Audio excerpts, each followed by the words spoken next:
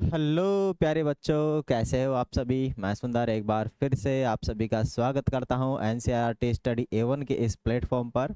आशा करता हूं आप सभी लोग ठीक ठाक होंगे, मस्त होंगे और अच्छे से स्टडी कर रहे होंगे। आज हम पढ़ेंगे चैप्टर नंबर 2, कक्षा कक्षा 8th के लिए। और इसका सेकंड चैप्टर है। कौन सा चैप्टर है? सेकंड नंबर का। फर्स्ट चैप्टर हमने कल कंप्लीट कर लिया था। आगे आज हमारा सेकंड चैप्टर है सूक्ष्म जीव, मित्र एवं शत्रु। ठीक है। पृथ्वी पर या वातावरण में इतने सूक्ष्म जीव हैं, हमारे वो मित्र हैं या शत्रु हैं, इसके बारे में अध्ययन करेंगे। सूक्ष्म जीव होते क्या है? वे जीव जो हमारी नंगी आंखों से दिखाई नहीं देते हैं, उन्हें हम क्या बोलते हैं? सूक्ष्म जीव कहते हैं। मानी जो हमें आसानी से दिखाई नहीं दे। ठीक है। बाकी किसी इंस्ट्रूमेंट से दिखाई दे सकते हैं, जैसे सूक्ष्मदर्शी हो गई। ठीक है। इनसे दिखाई दें तो इनसे दिखाई देते हैं, मानी नंगी आंखों से दिखाई नहीं दे, उन्हें हम कहते हैं सूक्ष्म जीव। क्या कहेंगे मेरे प्यारे बच्चों? उन्हें हम कहेंगे सूक्ष्म जीव कहेंगे। क्या कहेंगे प्यारे बच्चों? सूक्ष्म जीव कहेंगे। ठीक है, चलेगा। तो इसको हम पढ़ते हैं।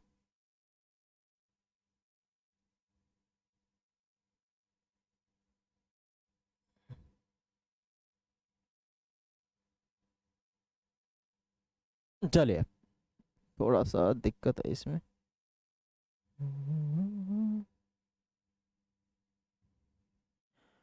चलते हैं प्यारे बच्चों, सूक्ष्म जीव को पढ़ते हैं। हम पढ़ेंगे सूक्ष्म जीव। थोड़ा सा कुछ दिक्कत हो गई है।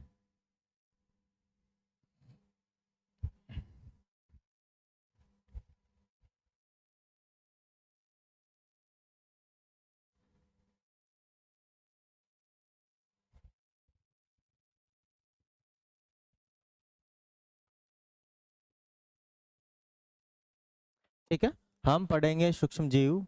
क्या पढ़ेंगे? सूक्ष्म जीव पढ़ेंगे।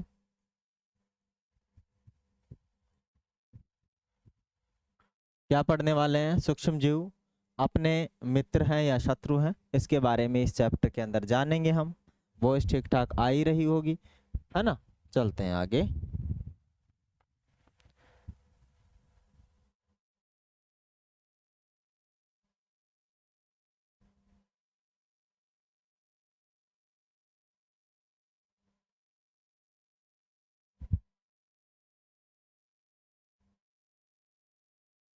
चलेगा। देखिए, आपने अपने आसपास के स्थानों पर पौधों एवं जंतुओं सहित अनेक जीव देखे हैं, परंतु कुछ जीव ऐसे भी होते हैं जिन्हें हम बिना यंत्र की सहायता से केवल आंखों से नहीं देख सकते। मानी नंगी आंखों से इन्हें हम नहीं देख सकते। किससे नहीं देख सकते हम? नंगी आंखों से नहीं देख सकते हैं। ठीक है ना? किससे नहीं देख सकते हैं? नंगी आंखों से नहीं देख सकते हैं। कुछ यंत्र के द्वारा इनको देखा जा सकता है। कुछ यंत्र से क्या इनको देखा जा सकता है। ठीक है। इन्हें सूक्ष्म जीव कहते हैं। इन्हें हम क्या कहते हैं भाई? इन्हें हम कहते हैं सूक्ष्म जीव। ठीक है। क्या कहते हैं? हमें इन्हें सूक्ष्म जीव कहते हैं। उदाहरण के लिए आपने देखा होगा कि वर्षा ऋतु में नम नम मानिए नम ब्रेड या रोटी पर सड़ने लगती है तथा इसकी सतह सफेद काले धब्बों से ढक जाती है। इन धब्बों को आवर्धक लेंस की सहायता से देखिए। जो रोटी है, अगर कोई नम वाली रोटी, जैसे 2-4 दिन रखी हुई रोटी को देखना, उस पे कुछ लग जाता है, उस पे कुछ सफ़ेद काले धब्बे धब्बे बन जाते हैं। जब उन पर वो बन जाते हैं तो आप उनको माइक्रोस्कोप से देखेगा, फिर उनमें क्या दिखाई देता है? क्या दिखाई देगा? जरा आगे हम देखेंगे कि उनमें दिखाई क्या देता है। ठीक है। तो भाई क्या दिखाई देगा? इन धब्बों को आवर्धन, आवर्धन का मतलब होता है बढ़ाना, आवर्धन का मतलब होता है जिसकी साइज बढ़ाकर देखी जाए। क्योंकि सूक्ष्म जीव है, उन्हें हम आसानी से देख नहीं सकते हैं, तो हम क्या करते हैं, उसमें आवर्धित लेंस होता है ना, यूं करके देखते हैं, जिससे आग भी लग जाती है। छोटी चीजों को बढ़ा करके देखने वाला यंत्र होता है, उससे यदि हम उसको देखें तो उनमें क्या होते हैं? काले रंग की गोल सूक्ष्म संरचनाएं दिखाई देगी। क्या आप जानते हैं कि यह संरचनाएं क्या हैं? यह कहाँ से आई? चलिएगा, आगे अपने पास आ जाता है सूक्ष्म जीव, माने छोटे छोटे जो जीव होते हैं उन्हें सूक्ष्म जीव कहते हैं, जो हमें दिखाई नहीं देते हैं। बगीचे अथवा मैदान से एक बीकर में थोड़ी सी गीली मिट्टी लीजिए तथा इसमें जल डालिए। मिट्टी के कण बैठ जाने के पश्चात जल की एक बूंद स्लाइड पर, स्लाइड होती है ना, स्लाइड एक कांच की बनी हुई होती है, कांच की एक टुकड़ा होता है जिस पर उस बूंद को रखकर किसके नीचे रखेंगे, माइक्रोस्कोप के नीचे रखेंगे। मिट्टी के कण बैठ जाने के पश्चात जल की एक बूंद स्लाइड पर लेकर सूक्ष्मदर्शी की सहायता से इसका परीक्षण करते हैं। परीक्षण का मतलब उसकी जांच करते हैं, ठीक है ना, देखते हैं उसको, देखते हैं। तब एक तालाब पोखर से जल की कुछ बूंदे लीजिए और कांच की स्लाइड पर फैला कर सूक्ष्मदर्शी की सहायता से इसका परीक्षण कीजिए, ठीक है।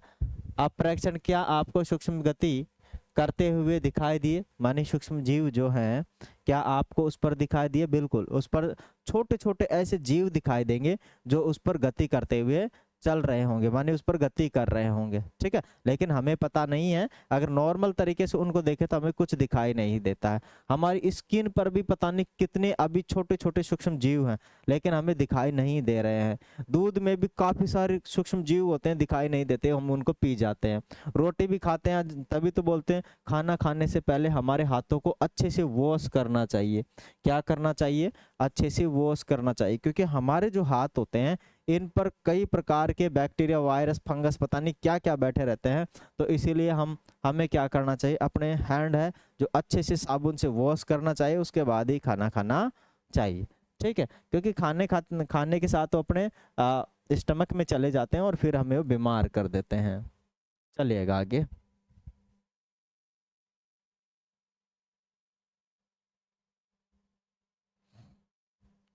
इन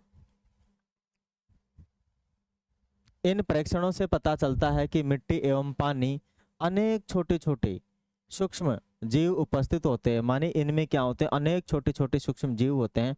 सूक्ष्म जीव इतने छोटे होते हैं कि इन्हें बिना यंत्र की सहायता से नहीं देखा जा सकता, माने बिना यंत्र माने माइक्रोस्कोप की सहायता से या सूक्ष्मदर्शी की सहायता से उसको नहीं देख सकते। लैब में एक माइक्रोस्कोप भी होता है, सूक्ष्मदर्शी भी होता है, आप लोगों ने देखा होगा यदि आप लोग लैब में कभी प्रैक्टिकल वगैरह किए हैं तो, ठीक है ना। आगे आएगा, छोटे छोटे इन्हें बिना यंत्र की सहायता से नहीं देख सकते। इनमें से कुछ जैसे कि ब्रेड पर लगने वाले कवक, जो ब्रेड पर लगते हैं, ब्रेड होते हैं ना जो हम ब्रेड खाते हैं, अगर उसको आप रख दोगे एक दो दिन के लिए तो उस पर कवक आ जाते हैं, इंग्लिश में फंगस बोलते हैं उसे। तो वो फंगस दिखाई देने लग जाते हैं, वो हरे हरे हो सकते हैं, काले काले धब्बे हो सकते हैं, व्हाइट वाले धब्बे हो सकते हैं, पर उनके अंदर जब आप माइक्रोस्कोप से देखोगे ना उनको, तो वो एक छोटे छोटे सूक्ष्म जीव होते हैं। क्या होते हैं, छोटे छोटे सूक्ष्म जीव होते हैं, है ना। एक बार जरा फिर से समझ लीजिएगा, मानी वे जीव जिनको हम नंगी आंखों से नहीं देख सकते वो सूक्ष्म जीव कहलाते हैं, ठीक है। चलिएगा आगे। सूक्ष्म जीवों को 4 मुख्य वर्गों में बांटा गया है। सूक्ष्म जीवों को कितने वर्गों में बांटा गया है मेरे भाई, सूक्ष्म जीवों को 4 वर्गों में, मुख्य वर्गों में बांटा गया है। कौन कौन सा जीव, जीवाणु, जीवाणु बोले तो बैक्टीरिया, ठीक है, पहला तो कौन सा है, जीवाणु है, बैक्टीरिया। उसके बाद में कवक, कवक को इंग्लिश में बोलते हैं फंगस, क्या बोलते हैं मेरे भाई, फंगस बोलते हैं।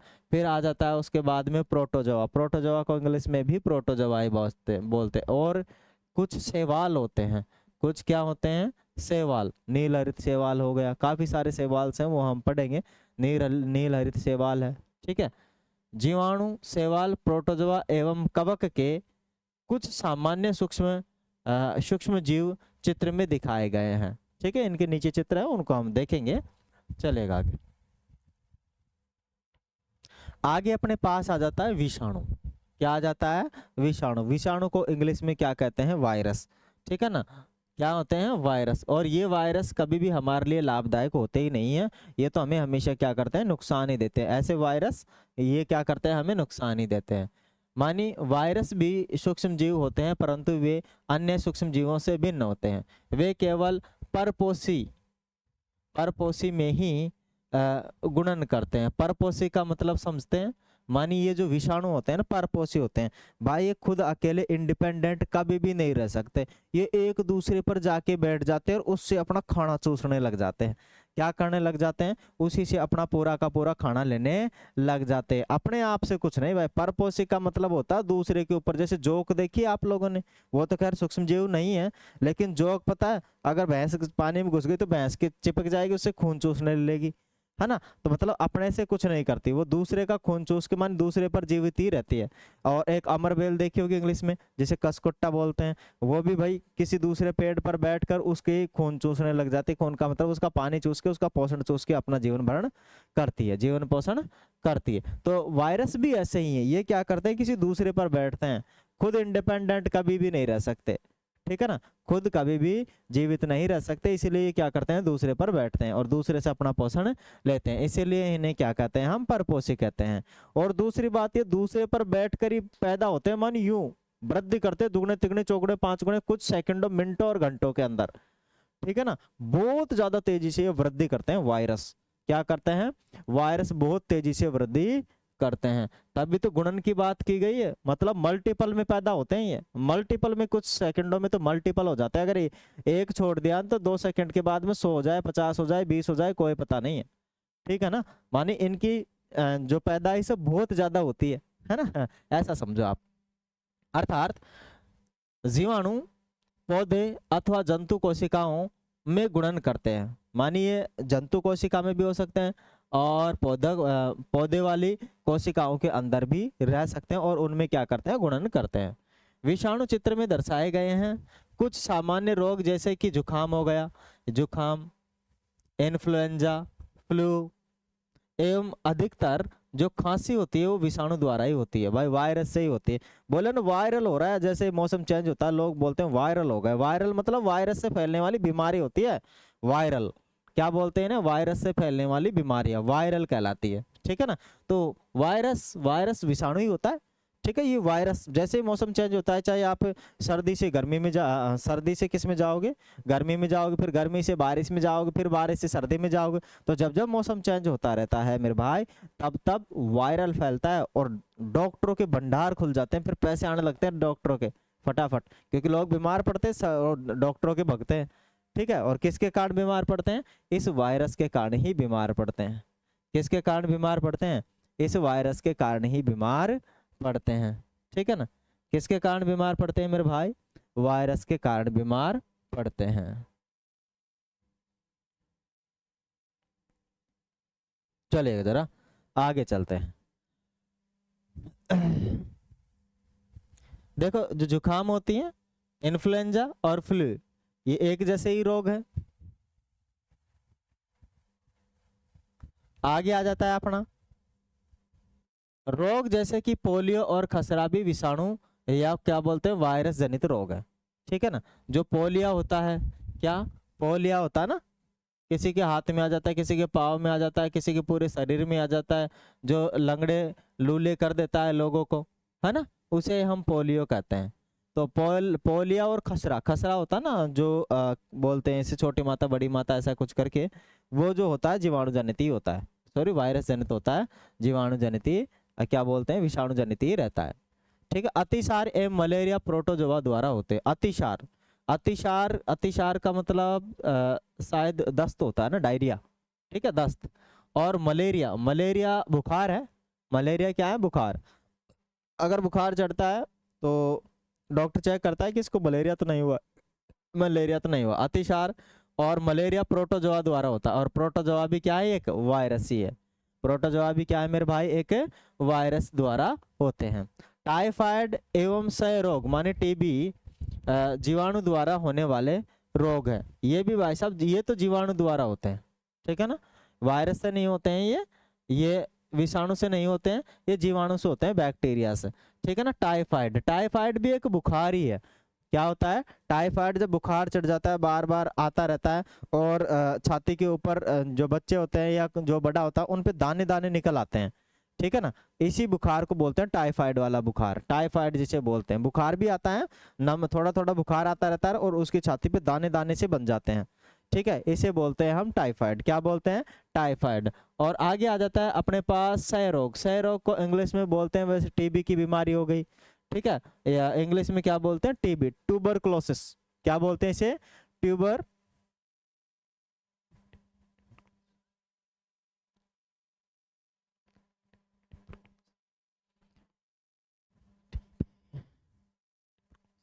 तो ये किससे होता है भाई, ट्यूबरक्लोसिस से होता है। और इसका बैक्टीरिया का नाम क्या होता है, माइकोबैक्टीरियम ट्यूबरक्लोसिस।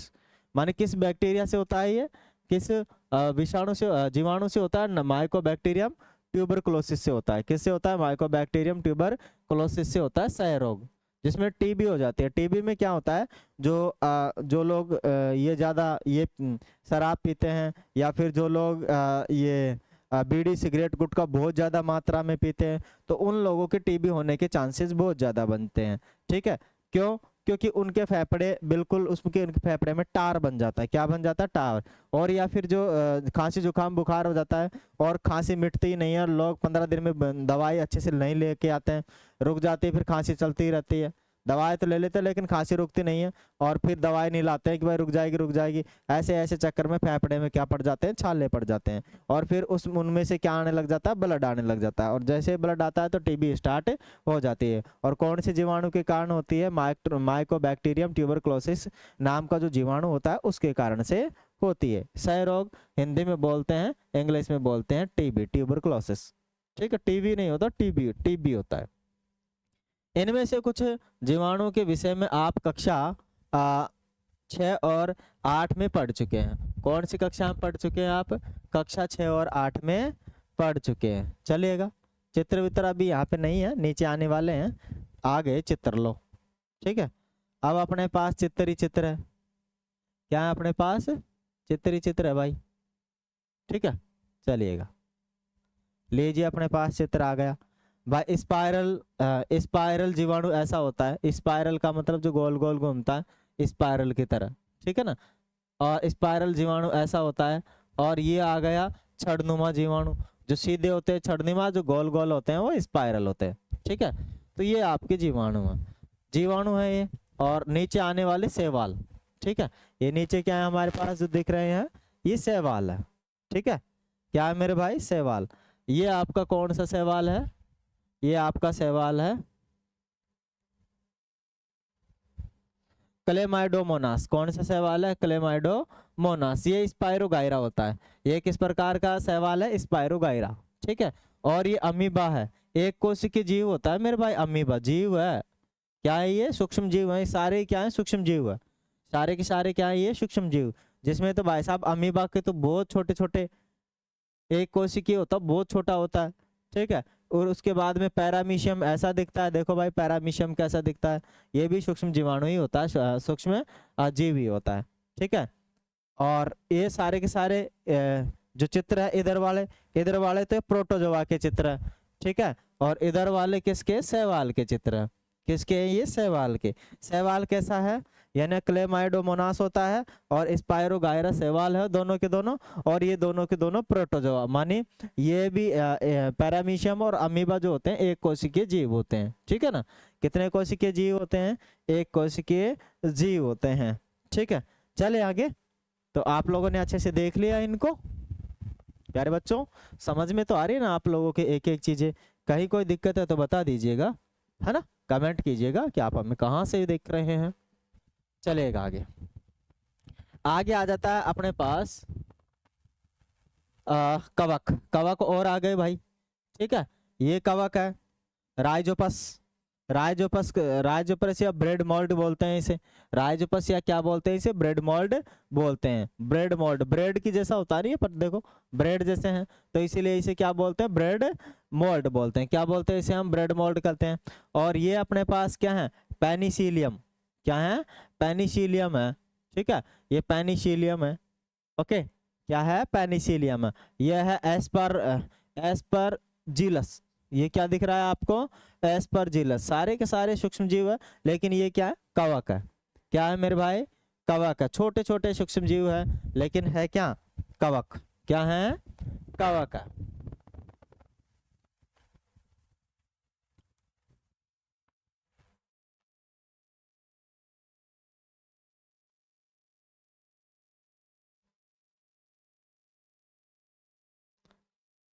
चलिएगा, देखो ये सूक्ष्म जीव विषाणु ऐसे दिखते हैं। ठीक है, ये भी विषाणु का ही डायग्राम है। आगे चलते हैं।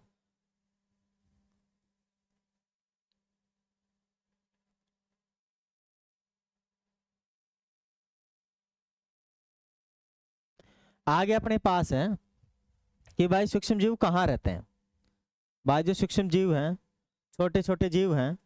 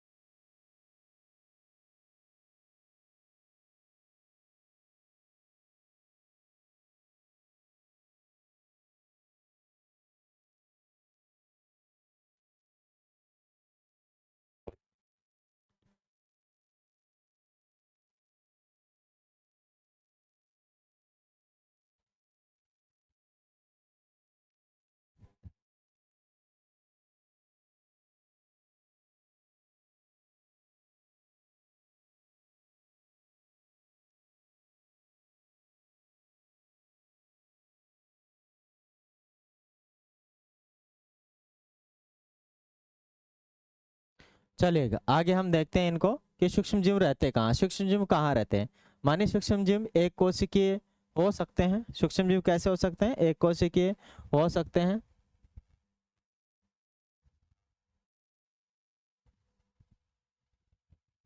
सूक्ष्म जीव क्या हो सकते हैं, एक कोशिकीय हो सकते हैं, जैसे कि जीवाणु हो गया, कुछ शैवाल हो गए, प्रोटोजोआ हो गए, अथवा बहुकोशिकीय जैसे कई शैवाल और कवक, ये बहुकोशिकीय होते हैं। यह बर्फीली शीत से उष्ण गर्म स्रोतों तक हर प्रकार की परिस्थिति में जीवित रह सकते हैं। भाई जो सूक्ष्म जीव है ना, हर परिस्थिति में क्या रह सकते हैं, जीवित रहने के लिए रह सकते हैं। ठीक है ना, क्या रह सकते हैं, जीवित रह सकते हैं। यह मरुस्थल एवं दलदल में भी पाए जाते हैं। कहाँ पाए जाते हैं, ये मरुस्थल और दलदल में भी पाए जाते हैं। ठीक है ना, मरुस्थल में भी पाए जाते हैं और दलदल में भी पाए जाते हैं। यह मनुष्य सहित सभी जंतुओं के शरीर के अंदर भी पाए जाते हैं। मनुष्य में भी पाए जाते हैं, इसके अलावा जितने भी जंतु हैं सब में सूक्ष्म जीव पाए जाते हैं। ठीक है ना, क्या पाए जाते हैं, सूक्ष्म जीव पाए जाते हैं। कुछ सूक्ष्म जीव दूसरे जीवों पर आश्रित होते हैं, है ना। जो सूक्ष्म जीव दूसरे पर आश्रित रहते हैं उन्हें हम परजीवी कहते हैं। ठीक है ना, जबकि कुछ अन्य स्वतंत्र रूप से भी पाए जाते हैं। अमीबा जैसा सूक्ष्म जीव अकेले रह सकता है, अमीबा अकेले रह सकता है, अपना स्वतंत्र अस्तित्व बनाए रख सकता है। जबकि कवक एवं जीवाणु समूह में रहते हैं। कवक और जीवाणु अकेले नहीं रह सकते, ये अपनी पूरी फैमिली में रहते हैं। किस में रहते हैं भाई, पूरी फैमिली में रहते हैं। आगे हैं सूक्ष्म जीव और हम। भाई सूक्ष्म जीव और हम में क्या रिलेशन है, हम मानव हैं, मानव में हमें क्या रिलेशन है जरा देखिएगा। मानिए सूक्ष्म जीवों की हमारे जीवन में महत्वपूर्ण भूमिका है। इनमें से कुछ हमारे लिए लाभदायक है तथा कुछ अन्य हानिकारक तथा जीवों में रोगों के कारक हैं। आइए हम विस्तार से इनका अध्ययन करते हैं। भाई जो सूक्ष्म जीव होता है ना, कुछ तो लाभदायक होते हैं, कुछ हानिकारक होते हैं। जैसे लाभदायक कौन सा होता है, जैसे एक जीवाणु रहता है, क्या रहता है, एक जीवाणु रहता है जो दूध में पाया जाता है, वो हमारे लिए लाभदायक होता है। ठीक है, और कुछ एक होते हैं जो हानिकारक होते हैं। हानिकारक कौन कौन से, वो आगे हम अध्ययन करते हैं उनका। ठीक है, चलिए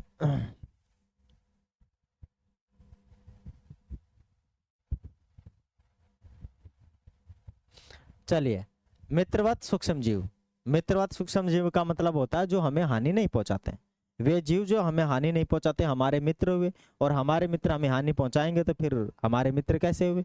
ठीक है, तो मित्रवत सूक्ष्म जीव, सूक्ष्म जीव विभिन्न कार्यों में उपयोग किए जाते हैं। इनका उपयोग दही, ब्रेड, केक बनाने में भी किया जाता है। ठीक है ना, किस में किया जाता है, दही, ब्रेड, केक बनाने में भी इनका उपयोग किया जाता है। दही बनाने में माइक्रोवेव कौन सा है?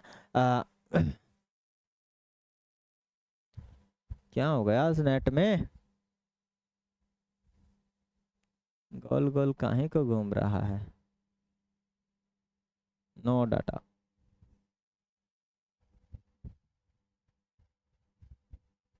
हद हो गई भाई, नेट प्रॉब्लम।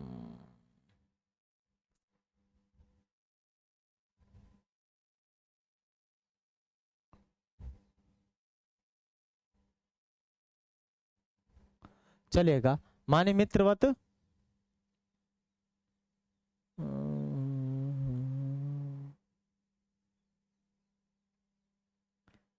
क्या चक्कर पड़ रहा है भाई, नेट ही नहीं आ रहा।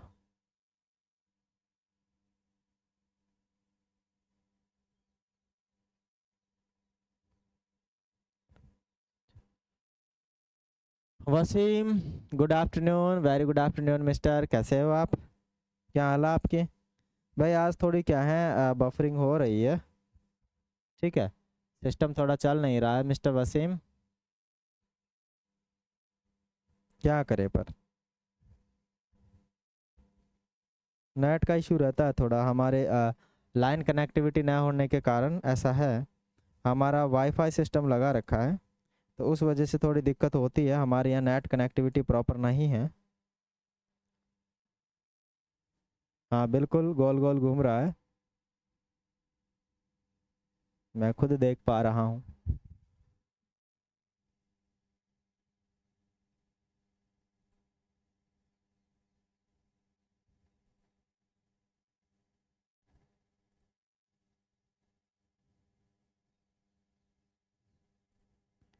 मैं एक बार स्पीड टेस्ट कर लेता हूँ कितनी स्पीड दे रहा है ये।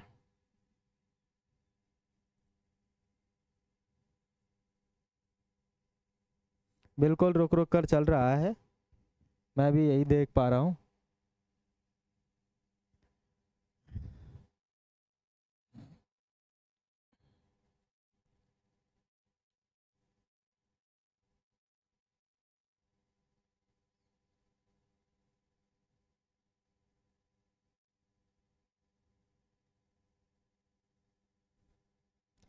थोड़ी सी कनेक्टिविटी ठीक ठाक नहीं है आज।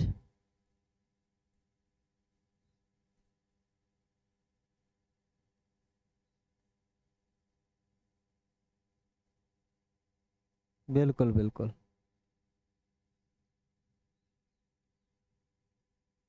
अब ठीक है थोड़ा, चलिए अब ठीक दिख रहा है थोड़ा सा।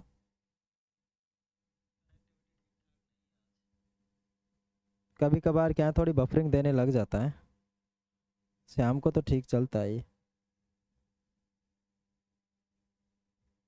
चलेगा। आगे अपने पास क्या है? माने मित्रवत सूक्ष्म जीव। मित्रवत सूक्ष्म जीव का मतलब होता है वे जीव जो अपने साथ अपने को हानि नहीं पहुंचाते हैं, वो मित्रवत सूक्ष्म जीव कहलाते हैं। सूक्ष्म जीव विभिन्न कार्यों में उपयोग किए जाते हैं। इनका उपयोग दही में, दही में कौन सा सूक्ष्म जीव होता है? दही के अंदर होता है, कौन सा होता है बताइए फटाफट आप लोग, ठीक है। ब्रेड में कौन सा होता है और केक में कौन सा होता है, बनाने में प्रयोग किया जाता है, ठीक है ना। थोड़ी दिक्कत ही हो रही है ज़्यादा ही।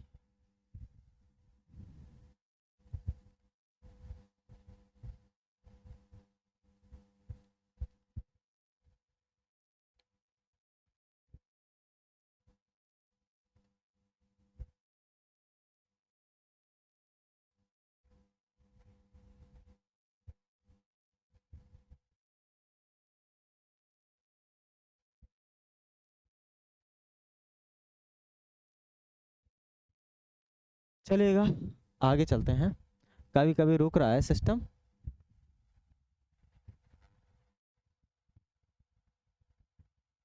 दही में लैक्टोबैसिलस नाम का जीवाणु रहता है, कौन सा रहता है? बिल्कुल चल, हाँ क्लियर। कभी कभार दिक हो ही रही है दिक्कत तो ना, मैंने नेट स्पीड देखी है ठीक ठाक आ रही है, पर थोड़ी पता नहीं क्यों दिक्कत हो रही है। प्राचीन काल से ही सूक्ष्म जीवों का उपयोग अल्कोहल बनाने में किया जाता है। प्राचीन काल से ही सूक्ष्म जीवों का उपयोग क्या बनाने में किया जा रहा है? अल्कोहल। अल्कोहल बोले तो शराब, ठीक है ना। क्या है? शराब, शराब बनाने में अल्कोहल इसका प्रयोग किया जा रहा है, ठीक है ना। क्या बनाने में प्रयोग किया जा रहा है? सूक्ष्म जीवों का अल्कोहल बनाने में प्रयोग किया जा रहा है, ठीक है। बिल्कुल थोड़ा ठीक हो जाएगा, है ना। थोड़ा कोशिश करें हम। आगे हैं, पर्यावरण को स्वच्छ रखने के लिए भी इनका उपयोग किया जाता है। उदाहरण के लिए कार्बनिक अपशिष्ट मानी सब्जियों के छिलके, जंतु अवशेष, विष्ठा इत्यादि का अपघटन जीवाणुओं द्वारा होता है तथा हानि रहित पदार्थ बनते हैं, ठीक है। क्या बनते हैं? हानि रहित पदार्थ बनते हैं, ठीक है ना। क्या बनते हैं? हानि रहित पदार्थ बनते हैं। देखो हमारे आसपास के वातावरण में हम काफ़ी सारा कचरा फेंक देते हैं।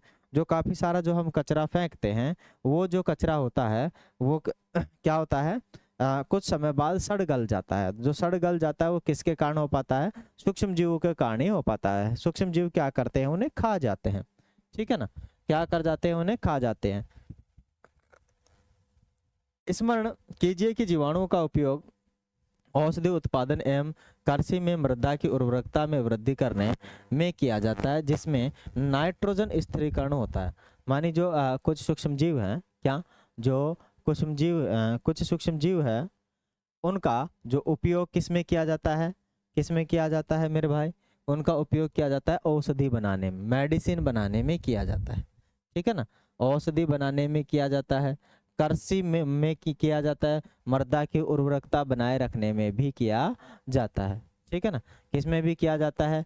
मृदा की उर्वरकता बनाए रखने में भी किया जाता है, ठीक है। किस में किया जाता है? मृदा की उर्वरकता बनाए रखने में भी किया जाता है।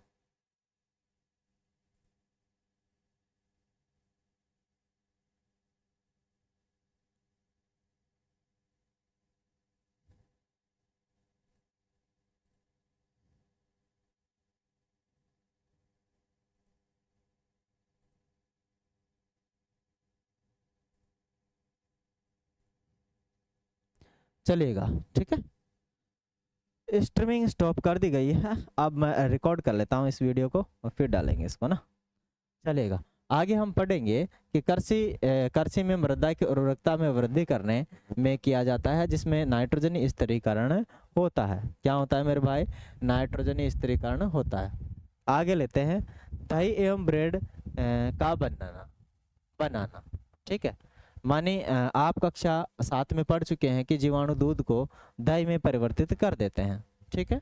दूध को किस में परिवर्तित कर देते हैं?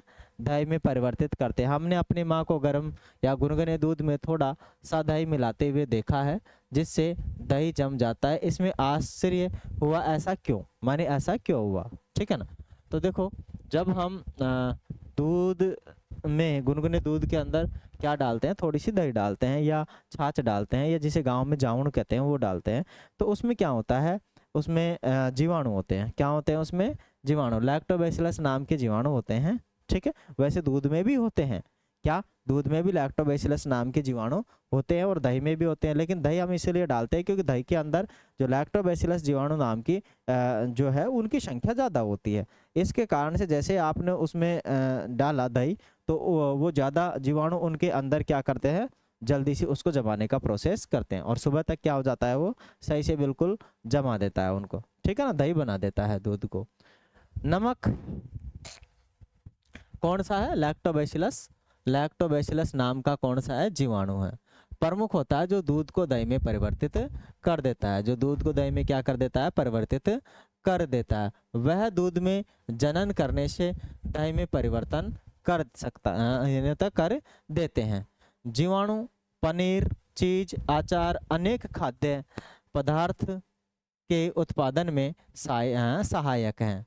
रवा माने सूजी जो होती है, रवा, इडली एवं भटूरे, इनका एक महत्वपूर्ण संगठक दही है। इन सब में क्या डाली जाती है? दही डाली जाती है। क्या आप अनुमान लगा सकते हैं कि ऐसा क्यों है? सूक्ष्म जीवाणु एवं ईस्ट चावल के आटे के किण्वन में सहायता करते हैं। चावल के आटे में के जो किवणन होता है उसमें क्या करते हैं, सहायता करते हैं, उसको सड़ाने में सहायता करते हैं। ठीक है, आप लोगों ने देखा होगा जो ब्रेड वगैरह बनाते हैं या फिर क्या बोलते हैं ये जो जलेबी वगैरह बनाते हैं तो उसमें ईस्ट डाला जाता है। ठीक है, जिससे कि वो अच्छे से फूल सके और उसको सड़ाने के लिए थोड़ा टाइम दिया जाता है। माने सड़ाने का मतलब उसमें डाला जाता है तो जीवाणु उसको खाते हैं, है ना। तो सड़ाया जाता है उसको, फिर उसके बाद में कुछ समय बाद में क्या बनाया जाता है, उनसे ब्रेड या फिर जो जलेबी है वो बनाई जाती है। ठीक है, और वो उसको अच्छी तरीके से फुला पाता है। ठीक है ना, इडली के अंदर भी डाले जाते हैं जीवाणु जिससे कि वो सही से फूले।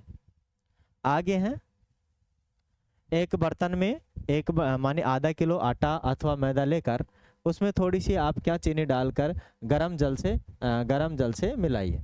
फिर क्या होगा मिलाने से, चलिए आगे।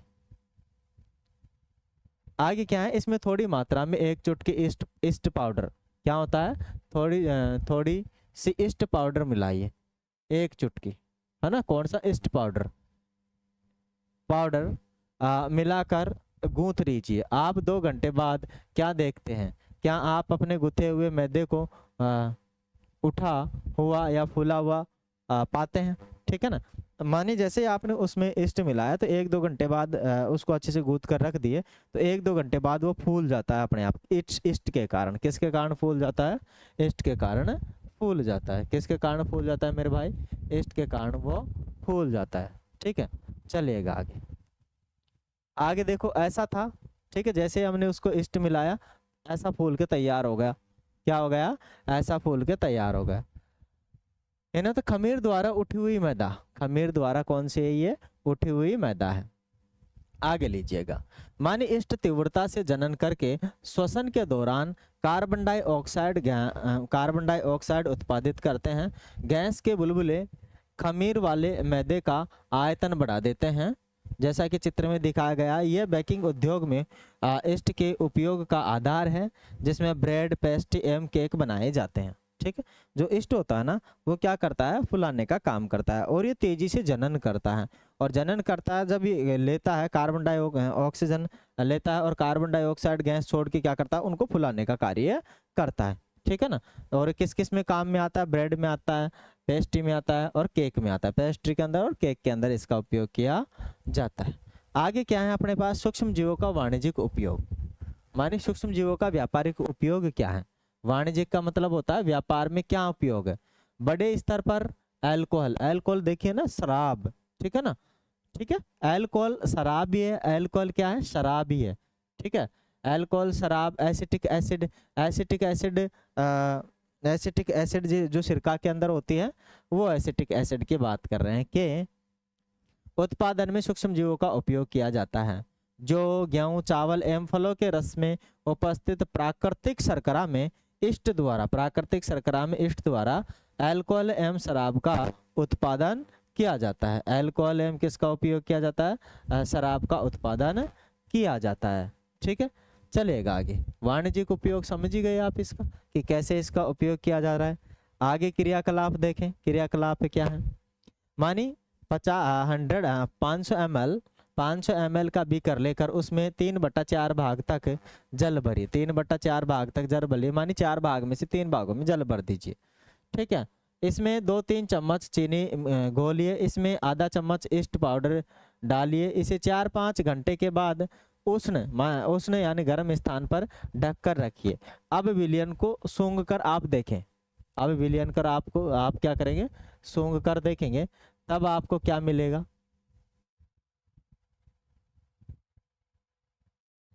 चलिए। तब यह गंध अल्कोहल की है, जो उसमें गंध आएगी किसकी आएगी, अल्कोहल की, जो कि चीनी के अल्कोहल में परिवर्तन होने के कारण बना है। चीनी किस में परिवर्तित हो जाएगी, अल्कोहल में परिवर्तित हो जाएगी, शराब में परिवर्तित हो जाएगी, में परिवर्तन होने के कारण बना है। चीनी के अल्कोहल में परिवर्तन की यह प्रक्रिया किण्वन अथवा फर्मेंटेशन कहलाती है। क्या कहलाती है, किण्वन अथवा फर्मेंटेशन कहलाते हैं। किण्वन कहलाती है इस प्रक्रिया को, किण्वन या फिर फर्मेंटेशन कहते हैं। क्या कहते हैं, फर्मेंटेशन कहते हैं। जो लोग कच्ची शराब बनाते हैं वो इसी प्रोसेस से बनाते हैं। वो क्या करते हैं, चीनी लाते हैं, गुड़ लाते हैं, गन्ने का रस लेकर आते हैं और उसको एक बड़े से बर्तन में डाल देते हैं। फिर उसके अंदर क्या डाल देते हैं, या ईस्ट वगैरह डाल देते हैं, ठीक है ना। तो कुछ समय बाद या 2-4 दिन बाद वो सड़ने लगता है। फिर उसमें वो थी, क्या बोलते हैं, जो गन्ने का रस था वो किस में बदल जाता है, अल्कोहल में बदल जाता है। फिर उससे कुछ प्रोसेस करके अल्कोहल प्राप्त कर लिया जाता है। तो लोग ऐसा करते हैं, पर होता क्या है उनमें, किण्वन होता है या फर्मेंटेशन होता है, ठीक है ना। क्या होता है उनमें, किण्वन होता है, फिर फर्मेंटेशन होता है। लुई पास्चर ने किण्वन की खोज की थी 1857 में, ठीक है। लुई पास्चर नाम का एक वैज्ञानिक था। कौन सा वैज्ञानिक था, लुई पास्चर, ठीक है ना। उसने किण्वन की खोज की थी और लुई पास्चर ने ही रेबीज के टीके की खोज की थी, ठीक है ना। लुई पास्चर ने क्या की थी, रेबीज के टीके की खोज की थी। रेबीज हो ना, जो कुत्ता खा जाता है और उसके 3 इंजेक्शन ठुकते थे। पहले 14 इंजेक्शन ठुकते थे, फिर 7 इंजेक्शन हो गए और अब आजकल कितने इंजेक्शन लगते हैं, 3 इंजेक्शन लगते हैं, ठीक है ना। किसने की थी, लुई पास्चर ने की थी। किसकी खोज, हाँ, रेबीज के टीके की खोज, ठीक है। जो कुत्ता खा जाता है उसके टीके की खोज इसी रेबीज ने की थी, जो हमारे यहाँ दिख रहा है, ठीक है। आगे क्या है, जब कभी आप बीमार पड़ते हैं तो डॉक्टर आपको पेनिसिलियन का इंजेक्शन देता है। जब हम बीमार पड़ते हैं तो डॉक्टर हमें एक इंजेक्शन लगाता है पेनिसिलियन का, ठीक है ना, का इंजेक्शन देते हैं, अथवा कोई अन्य प्रतिजैविक की गोलियां देते हैं या कैप्सूल देते हैं। इन औषधियों का उपयोग सूक्ष्म जीव स्रोत सूक्ष्म है, सूक्ष्म जीव, इनमें क्या होते हैं, सूक्ष्म जीव होते हैं, माइकोबैक्टीरियम, क्या होता है इनमें, सूक्ष्म जीव होते हैं, ठीक है। प्रतिजैविक का मतलब होता है एंटीबायोटिक। प्रतिजैविक का मतलब क्या होता है, एंटीबायोटिक। भाई बुखार चढ़ रहा है तो एंटीबायोटिक देगा डॉक्टर हमें, जिससे कि हमारा बुखार रुक जाए। बुखार उतारने की अलग दवा होती है। एंटीबायोटिक क्या करते हैं कि हमारे शरीर के अंदर बुखार के प्रति रोग प्रतिरोधक क्षमता उत्पन्न करते हैं। क्या करते हैं मेरे भाई, रोग प्रतिरोधक क्षमता उत्पन्न करते हैं, ठीक है। चलिए आगे। ये बीमारियां पैदा करने वाले सूक्ष्म जीवाणुओं को नष्ट कर देती हैं अथवा उनकी वृद्धि को रोक देती हैं। इस प्रकार की औषधि को प्रतिजैविक या एंटीबायोटिक कहते हैं, ठीक है ना। प्रतिजैविक या फिर क्या बोलते हैं इन्हें, एंटीबायोटिक कहते हैं। प्रतिजैविक कहते हैं या फिर इन्हें हम कहते हैं एंटीबायोटिक। प्रतिजैविक या एंटीबायोटिक कहते हैं, क्या बोलते हैं इन्हें, एंटीबायोटिक कहते हैं। आजकल जीवाणु और कवक जैसे अनेक प्रतिजैविक औषधियों का उत्पादन हो रहा है, जिसमें स्ट्रेप्टोमाइसिन, टेट्रासाइक्लिन और एजिथ्रोमाइसिन, है ना। कौन कौन से, एक तो स्ट्रेप्टोमाइसिन है, एक है टेट्रासाइक्लिन है और एक है एजिथ्रोमाइसिन। एजिथ्रोमाइसिन कब देते हैं डॉक्टर, जब ज्यादातर जुकाम लगती है ना। एजिथ्रोमाइसिन कॉमन टैबलेट है। जब आपको जुकाम लगती है, सर्दी खांसी जुकाम लग जाती है, तब एक टाइम के लिए जो लगभग अडल्ट है, 20 साल का अगर कोई बच्चा है तो उसके लिए एक 500 mg की टेबलेट देगा। अगर आप अडल्ट नहीं, अगर 500 mg की नहीं देता तो सुबह शाम के लिए 250 mg के टेबलेट देता है एजिथ्रोमाइसिन। ये पीले कलर की आती है। किस कलर की आती है, पीले कलर की आती है एजिथ्रोमाइसिन। ये सारी की सारी एंटीबायोटिक ही है। ये तीनों की तीनों क्या है, प्रतिजैविक हैं। इंग्लिश में इन्हें एंटीबायोटिक कहते हैं, ठीक है।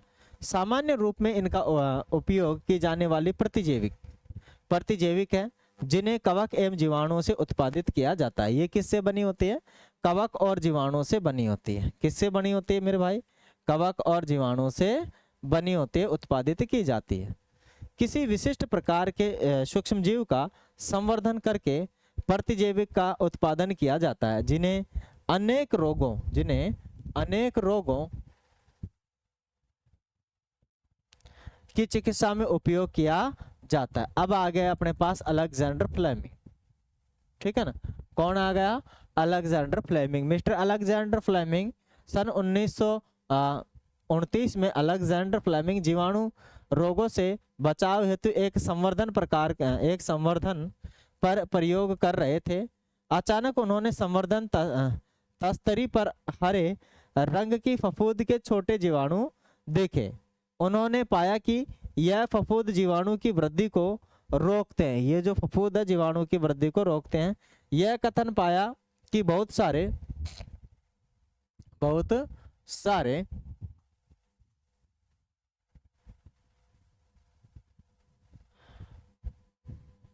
बहुत सारे जीवाणु फफूंद द्वारा मारे गए। जो फफूंद थी उसके द्वारा बहुत सारे जीवाणु मारे गए।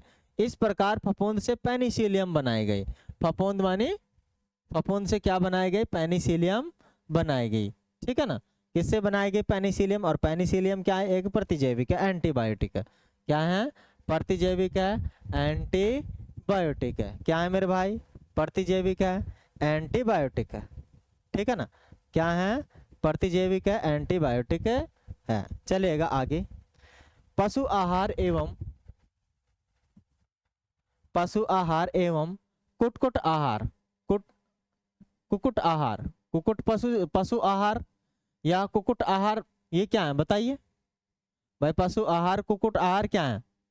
ये है आपके पशु पशु आहार जो होते हैं। और कुकुट मानी जो मुर्गा मुर्गी के या फिर जो छोटे छोटे चूजे होते हैं या जो पक्षी होते हैं, उनका आहार में भी प्रतिजैविक मिलाए जाते हैं। क्या मिलाए जाते हैं? प्रतिजैविक मिलाए जाते हैं, जिसका उपयोग पशुओं में सूक्ष्म जीवों का संचरण रोकना है। क्या करना है? संचरण रोकना है। प्रतिजैविक का उपयोग कुछ पौधों के रोग नियंत्रण के लिए भी किया जाता है। ठीक है। प्रतिजैविक का उपयोग कहाँ किया जाता है? कुछ पौधों के रोग नियंत्रण में भी किया जाता है। ध्यान रखना चाहिए कि डॉक्टर की सलाह पर ही प्रतिजैविक की दवाएं लेनी चाहिए। ये नहीं है भाई अपने डॉक्टर हम खुद ही बन जाएं। ठीक है ना। लेकिन जब आप दवाइयाँ लें तो थोड़ा डॉक्टर से सलाह ले लें कि भाई हमें किस प्रकार की दवा लेनी है। ठीक है ना। जिस प्रकार के डॉक्टर से आप दवा लेंगे तभी ठीक मानी जाती है। अगर आप अपने हिसाब से ले ले कुछ गलत हो गया तो कौन रेस्पॉन्सिबल होगा? ठीक है ना। कुछ भी गलत हो सकता है तो उसके लिए कौन रेस्पॉन्सिबल होगा? तो भाई डॉक्टर की सलाह लेकर ही क्या लेनी चाहिए? हमें दवा लेनी चाहिए। जाकर मेडिसिन से ये नहीं लेना चाहिए कि ले भाई बुखार चढ़ रहा है बुखार की गोली दे दे। बुखार कई प्रकार के होते हैं। ठीक है ना। बुखार मलेरिया भी हो सकता है, वायरल भी हो सकता है, डेंगू वाला भी हो सकता है। तो हमें पता नहीं है और हम जाकर ले लेते हैं तो वो ठीक बात नहीं है। ठीक है ना। वो कौन सी बात नहीं है मेरे भाई? वो ठीक बात नहीं है। हमें डॉक्टर की सलाह लेकर ही क्या लेनी चाहिए? मेडिसिन वगैरह लेनी चाहिए। अपने उस पर कोई भी दवा वगैरह हमें नहीं लेनी चाहिए अपनी इच्छा से। ठीक है ना। चलिएगा आगे। आगे हम पढ़ते हैं। दवा का कोर्स भी पूरा करना चाहिए। ये नहीं कि भाई चलो बुखार उतर गया हम छोड़ देते हैं अब दवाई ना भाई। अगर 5-10 दिन की दवा है तो उसको पूरा लेना चाहिए, जिससे कि हमारे शरीर के अंदर जो बेकार के वायरस और जीवाणु भरे पड़े हैं जो हमें बीमार करेंगे वो पूरी तरीके से नष्ट हो जाए। ठीक है। यदि आप प्रतिजैविक उस समय लेंगे जब उसकी आवश्यकता नहीं है तो अगली बार जब आप बीमार पड़ेंगे और आपको प्रतिजैविक की आवश्यकता होगी तो वह अपनी प्रभावी नहीं होगी। इसके अतिरिक्त अनावश्यक रूप से ली गई प्रतिजैविक शरीर में उपस्थित उपयोगी जीवाणुओं में को नष्ट कर देती है। जो शरीर में काम के जीवाणु है ना उनको भी प्रतिजैविक क्या कर देती है? नष्ट कर देती है। ठीक है। तो बिना मतलब में हमें गोली दवाई लेने की जरूरत नहीं है। जब जरूरत पड़े तभी हमें गोली दवाई लेने की जरूरत होनी चाहिए। ठीक है। क्या होनी चाहिए? आगे है सर्दी जुकाम एवं फ्लू में प्रतिजैविक प्रभावशाली नहीं है क्योंकि यह रोग विषाणु द्वारा होता है। अगर हमें सर्दी जुकाम लग जाए और इसमें भी हम प्रतिजैविक ले रहे हैं तो फिर वो ठीक बात नहीं, प्रभावशाली नहीं होगी, क्योंकि यह रोग किसके द्वारा होता है? विषाणु से होता है। ठीक है ना। आगे आ जाता है अपने पास वैक्सीन या टीका। आप लोगों ने देखा होगा अभी अभी कोरोना आया था तो कोरोना की वैक्सीन सभी को लगाई गई थी, टीका सभी को लगाया गया था। ठीक है ना। क्या लगाया था? कोरोना का टीका सभी को लगाया गया था। तो वो एक तरीके का टीका ही था, वैक्सीन ही थी, है ना। आप जरा समझेंगे थोड़ा सा, मैं पानी पी लेता हूँ।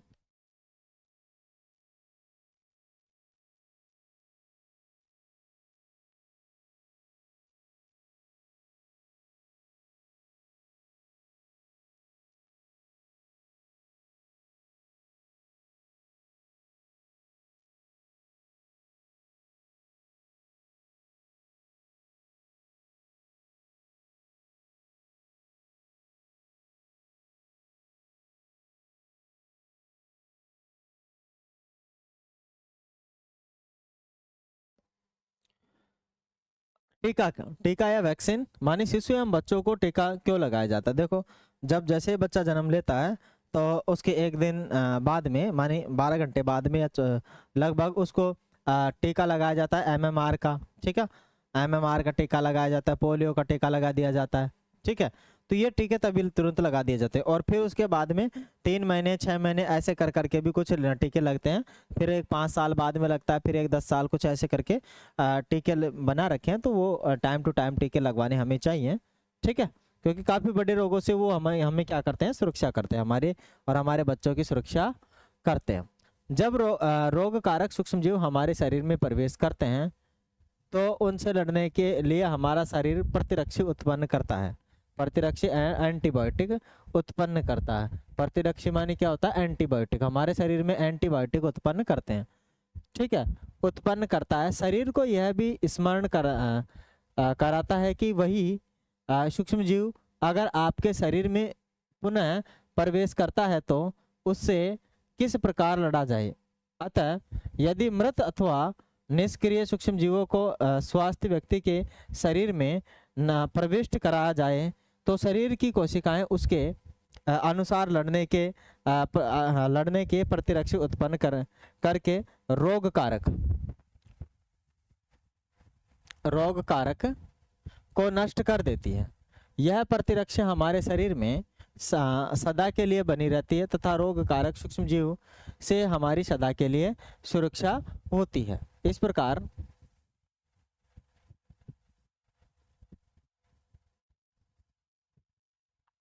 प्रकार टीका या वैक्सीन कार्य करता है। ठीक है, जरा समझिएगा कि जो टीका या फिर जो वैक्सीन है, टीका वैक्सीन दोनों एक ही है ना। जो लगाया जाता है, क्यों लगाया जाता है कि हमारे शरीर में हम जीवन भर में काफ़ी प्रकार के ऐसे विषाणु है, जीवाणु है जो हमें क्या करते हैं, बार बार परेशान करते हैं और अनेक बड़ी बड़ी बीमारियां हैं जिनसे हमें खतरा उत्पन्न होने की संभावना ज़्यादा रहती है। तो पहले ही हमारे शरीर में टीका लगा दिया जाता है जिससे कि उन जो विशेष रोगों के प्रति हमारे शरीर में क्या बन जाए, प्रतिरक्षी बन जाए, एंटीबायोटिक बन जाए। फिर उसके बाद में यदि वो जीवाणु या बैक्टीरिया के कारण वो रोग होने की संभावना होती है तो हमारे शरीर में पहले से ही एंटीबायोटिक बन जाती है, वो उनकी क्या करती है, उन रोगों से रक्षा करती है। अब वो रोग कौन कौन से हैं? वो रोग है, देखो, हैजा हो गया। हैजा क्या होता है? हैजा उल्टी दस्त होता है जो गर्मी के मौसम में होता है।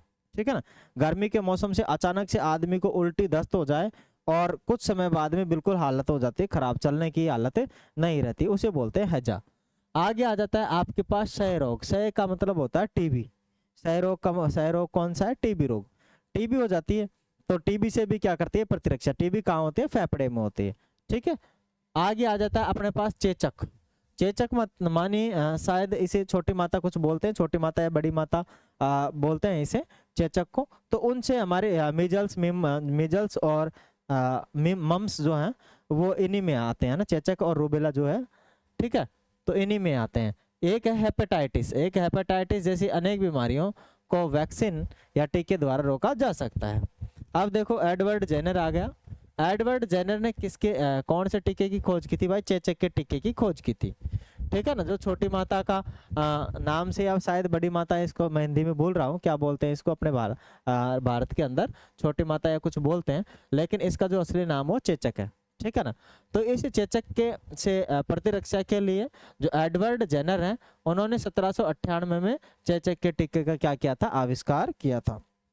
उसके बाद से मानी 1798 के बाद से जो चेचक के, देखो हर साल लोगों को चेचक हो जाती थी और जिस गांव में होती थी उस गांव के अंदर या उस वहाँ के आसपास के सभी लोगों को होती थी।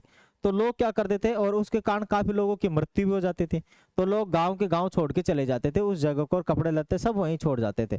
ठीक है, क्योंकि ये उनके साथ जाती थी तो गांव वहां से क्या बिल्कुल खाली करके अपनी रक्षा के लिए वो एक जगह से दूसरी जगह पलायन कर जाते थे।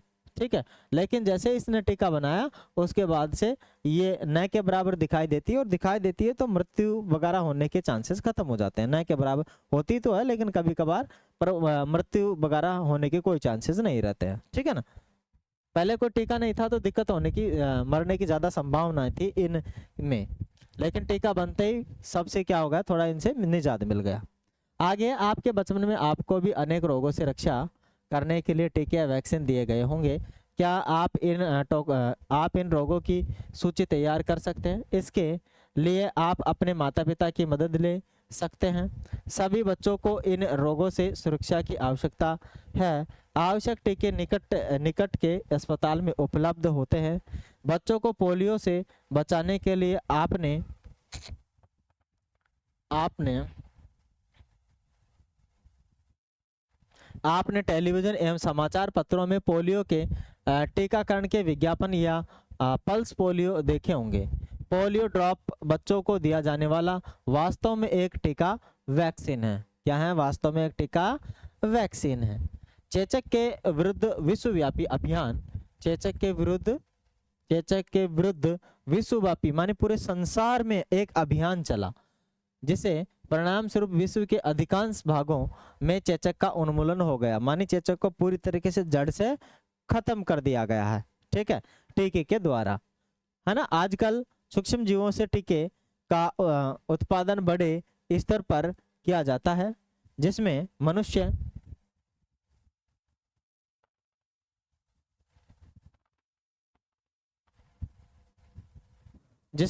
एवं अनेक जंतुओं को अनेक रोगों से बचाया जाता है। चलेगा, आगे बढ़ते हैं। आगे अपने पास क्या है? मिट्टी की उर्वरकता में वृद्धि। क्या है मेरे भाई?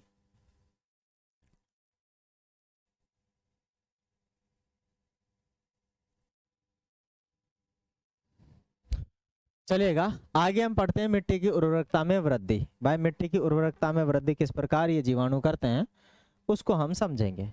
माने कुछ जीवाणु एवं नील हरे या नील हरित शैवाल भी इसे हम कहते हैं। क्या कहते हैं? नील हरित शैवाल भी कहते हैं। चित्र में हमारे पास आएंगे।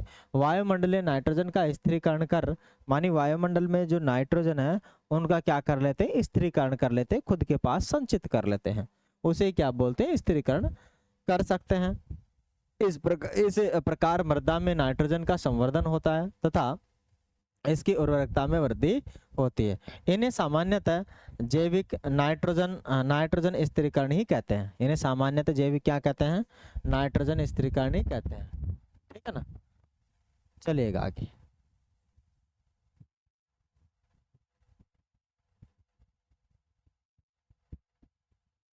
ये देखिए, ये अपने पास नीले हरे शैवाल, ठीक है। नाइट्रोजन स्थिरीकरण साइनोबैक्टीरियम एक नीले हरे शैवाल, ये जो दिख रहा है आपको, ये और ये नीले हरे शैवाल ही है, ठीक है ना। नील हरित शैवाल ही इसे हम कहते हैं। ये क्या करते हैं? नाइट्रोजन का स्थिरीकरण कर लेते हैं, ठीक है ना। क्या कर लेते हैं मेरे भाई? नाइट्रोजन का स्थिरीकरण कर लेते हैं। यही है हमारे नीले हरे शैवाल। क्या है? नीले हरे शैवाल। चलिए आगे इनको हम पढ़ते हैं।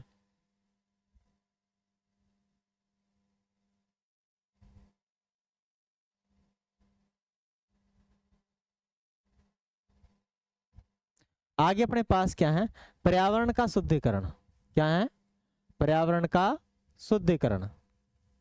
भाई पर्यावरण को किस प्रकार शुद्ध किया जाना है उनके बारे में हम थोड़ा जानेंगे, कैसे पर्यावरण को शुद्ध किया जाए। माने आपने अपने विद्यालय के माली को देखने के पश्चात पहली बुझो और दूसरे विद्यार्थी ने घरों व बगीचों से पत्तियां एवं फल सब्जियों का कचरा एकत्र करके उनके इसके निपटान के लिए बनाए गए गड्ढे में डाला। कुछ समय बाद इनका विघटन होने से यह खाद में परिवर्तित हो गया। पहली बुझो जानना चाहते हैं कि यह किस प्रकार हो सका। पहली बुझो ये जानना चाहते हैं।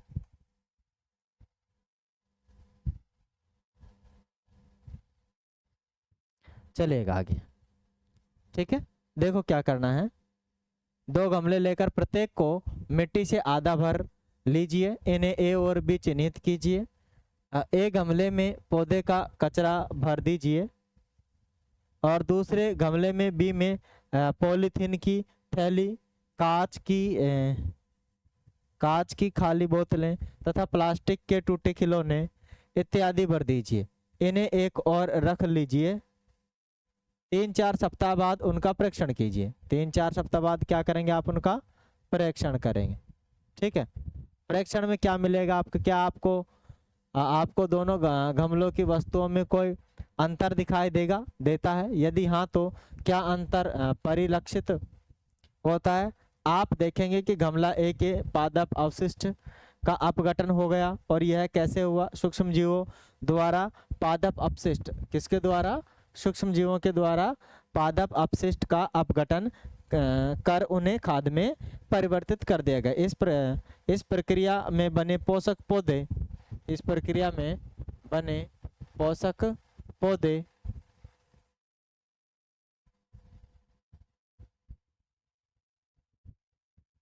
द्वारा पुनः उपयोग किए जाते हैं। ठीक है, जरा समझिएगा भाई। हम जो प्रयोग किया हमने उसमें क्या लिया, 2 गमले लिए हमने।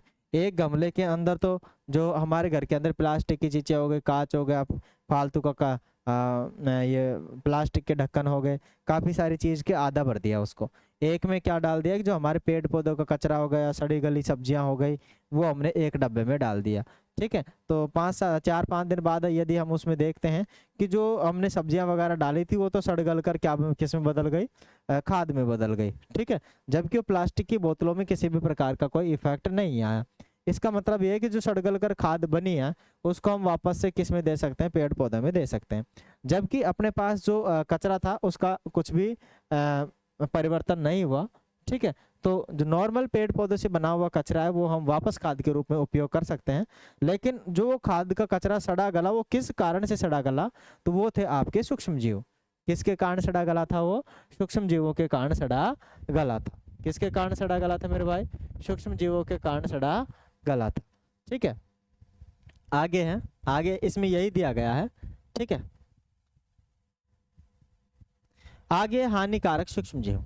माने सूक्ष्म जीव अनेक प्रकार से हानिकारक है। कुछ सूक्ष्म जीव मनुष्य, जंतु एवं पौधों में रोग उत्पन्न करते हैं, और रोग उत्पन्न करने वाले ऐसे जीव को क्या कहते हैं? हम को क्या कहते हैं? रोगाणु अथवा रोगजनक कहते हैं। रोगाणु अथवा क्या कहते हैं हम?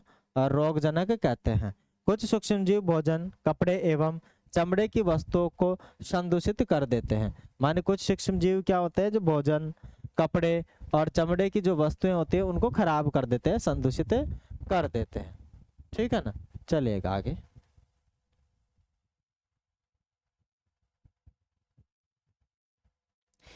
उनकी हानिकारक गतिविधियों के विषय में और अधिक जानकारी प्राप्त करें। कैसे करेंगे भाई? हमारे पास क्या आ गया? मनुष्य में रोग कारक सूक्ष्म जीव। मनुष्य के अंदर कौन कौन से सूक्ष्म जीवों के कारण रोग होता है और कौन कौन से रोग उसमें उत्पन्न हो जाते हैं, उनको जरा हम सीखेंगे यहाँ पर। ठीक है ना, उनके बारे में जरा हम जानेंगे। मनुष्य में रोग उत्पन्न करने वाले सूक्ष्म जीव श्वास, कहाँ कहाँ से रोग उत्पन्न होते हैं भाई? श्वास से होते हैं। सूक्ष्म जीव किससे जाते हैं? श्वास द्वारा, है ना। सांस लेते हैं तब सूक्ष्म जीव चले जाते हैं। पेयजल में अगर हम शुद्ध जल नहीं पी रहे हैं तब सूक्ष्म जीव चले जाते हैं। भोजन द्वारा हमारे शरीर में प्रवेश करते हैं, भोजन से हमारे शरीर के अंदर सूक्ष्म जीव प्रवेश कर जाते हैं। ठीक है, संक्रमित व्यक्ति अथवा जंतु से सीधे संपर्क में आने पर भी रोग का संचरण होता है। यदि कोई व्यक्ति संक्रमित है और उसके संपर्क में आप आ गए तो उसके कारण भी आपको क्या, बुखार वगैरह, मतलब रोग संचरित होने की संभावना रहती है। ठीक है, सूक्ष्म जीवों द्वारा होने वाले ऐसे रोगों को एक संक्रमित व्यक्ति से स्वस्थ व्यक्ति में वायु, जल, भोजन, कायिक संपर्क द्वारा भी फैलते हैं। संचरणीय रोग कहलाते हैं। ऐसे रोग जो किसी व्यक्ति के अंदर आ रहे हैं, और मान लीजिए किसी व्यक्ति में आ रहे, मैं उससे मिलने चला गया और वो कुछ समय बाद मुझे भी वो रोग हो गया, तो ऐसे रोगों को हम संचरणीय रोग कहते हैं, जो एक दूसरे के अंदर फैलते हैं। क्या फैलते हैं? एक दूसरे के अंदर जो फैलते हैं उन्हें हम क्या कहते हैं? संचरणीय रोग कहते हैं। ठीक है ना, क्या कहते हैं हम उन्हें? संचरणीय रोग कहते हैं। ठीक है, कुछ उदाहरण के लिए हैजा हो गया, सामान्य सर्दी जुकाम हो गई, चिकन पॉक्स, ठीक है, एवं क्षय रोग। एवं क्या है? क्षय रोग हमें हानि पहुंचाते हैं मेरे भाई। क्या कर देते हैं? हमें हानि पहुंचाते हैं। ठीक है, और ये एक दूसरे से के द्वारा फैलते हैं। इन रोगों को हम क्या बोलते हैं? संचरित रोग कहते हैं। इन रोगों को हम क्या कहते हैं? संचरित रोग कहते हैं, जो एक दूसरे व्यक्ति के अंदर फैलते हैं। अगर किसी व्यक्ति में हो गया तो उससे मुझ में आ गया, मेरे से किसी और में चला गया, और उसमें से किसी और में चला गया, ठीक है ना। इस प्रकार से रोग फैलते जाते हैं, ठीक है ना। जैसे जुकाम हो गई तो बोलते हैं डॉक्टर कि भाई इन्फ्लुएंजा हो गया, जुकाम हो गई तो थोड़ा मास्क लगा के रखा। अगर मास्क नहीं लगाएगा तो दूसरे के पास बैठेगा तो उसको भी क्या हो जाएगी? जुकाम हो जाएगी। वायरस जनित रोग है जुकाम। क्या है? जुकाम क्या है? वायरस जनित रोग है, विषाणु जनित रोग है, तो इसलिए फैलता है। आगे लीजिए, जब जुकाम से पीड़ित कोई व्यक्ति छींकता है तो सूक्ष्म बूंदों के साथ हजारों रोगकारक वायरस विषाणु भी वायु में आ जाते हैं। यह वायरस श्वास के साथ ले जाने वाली वायु के साथ शरीर में प्रवेश कर जाते हैं, ठीक है।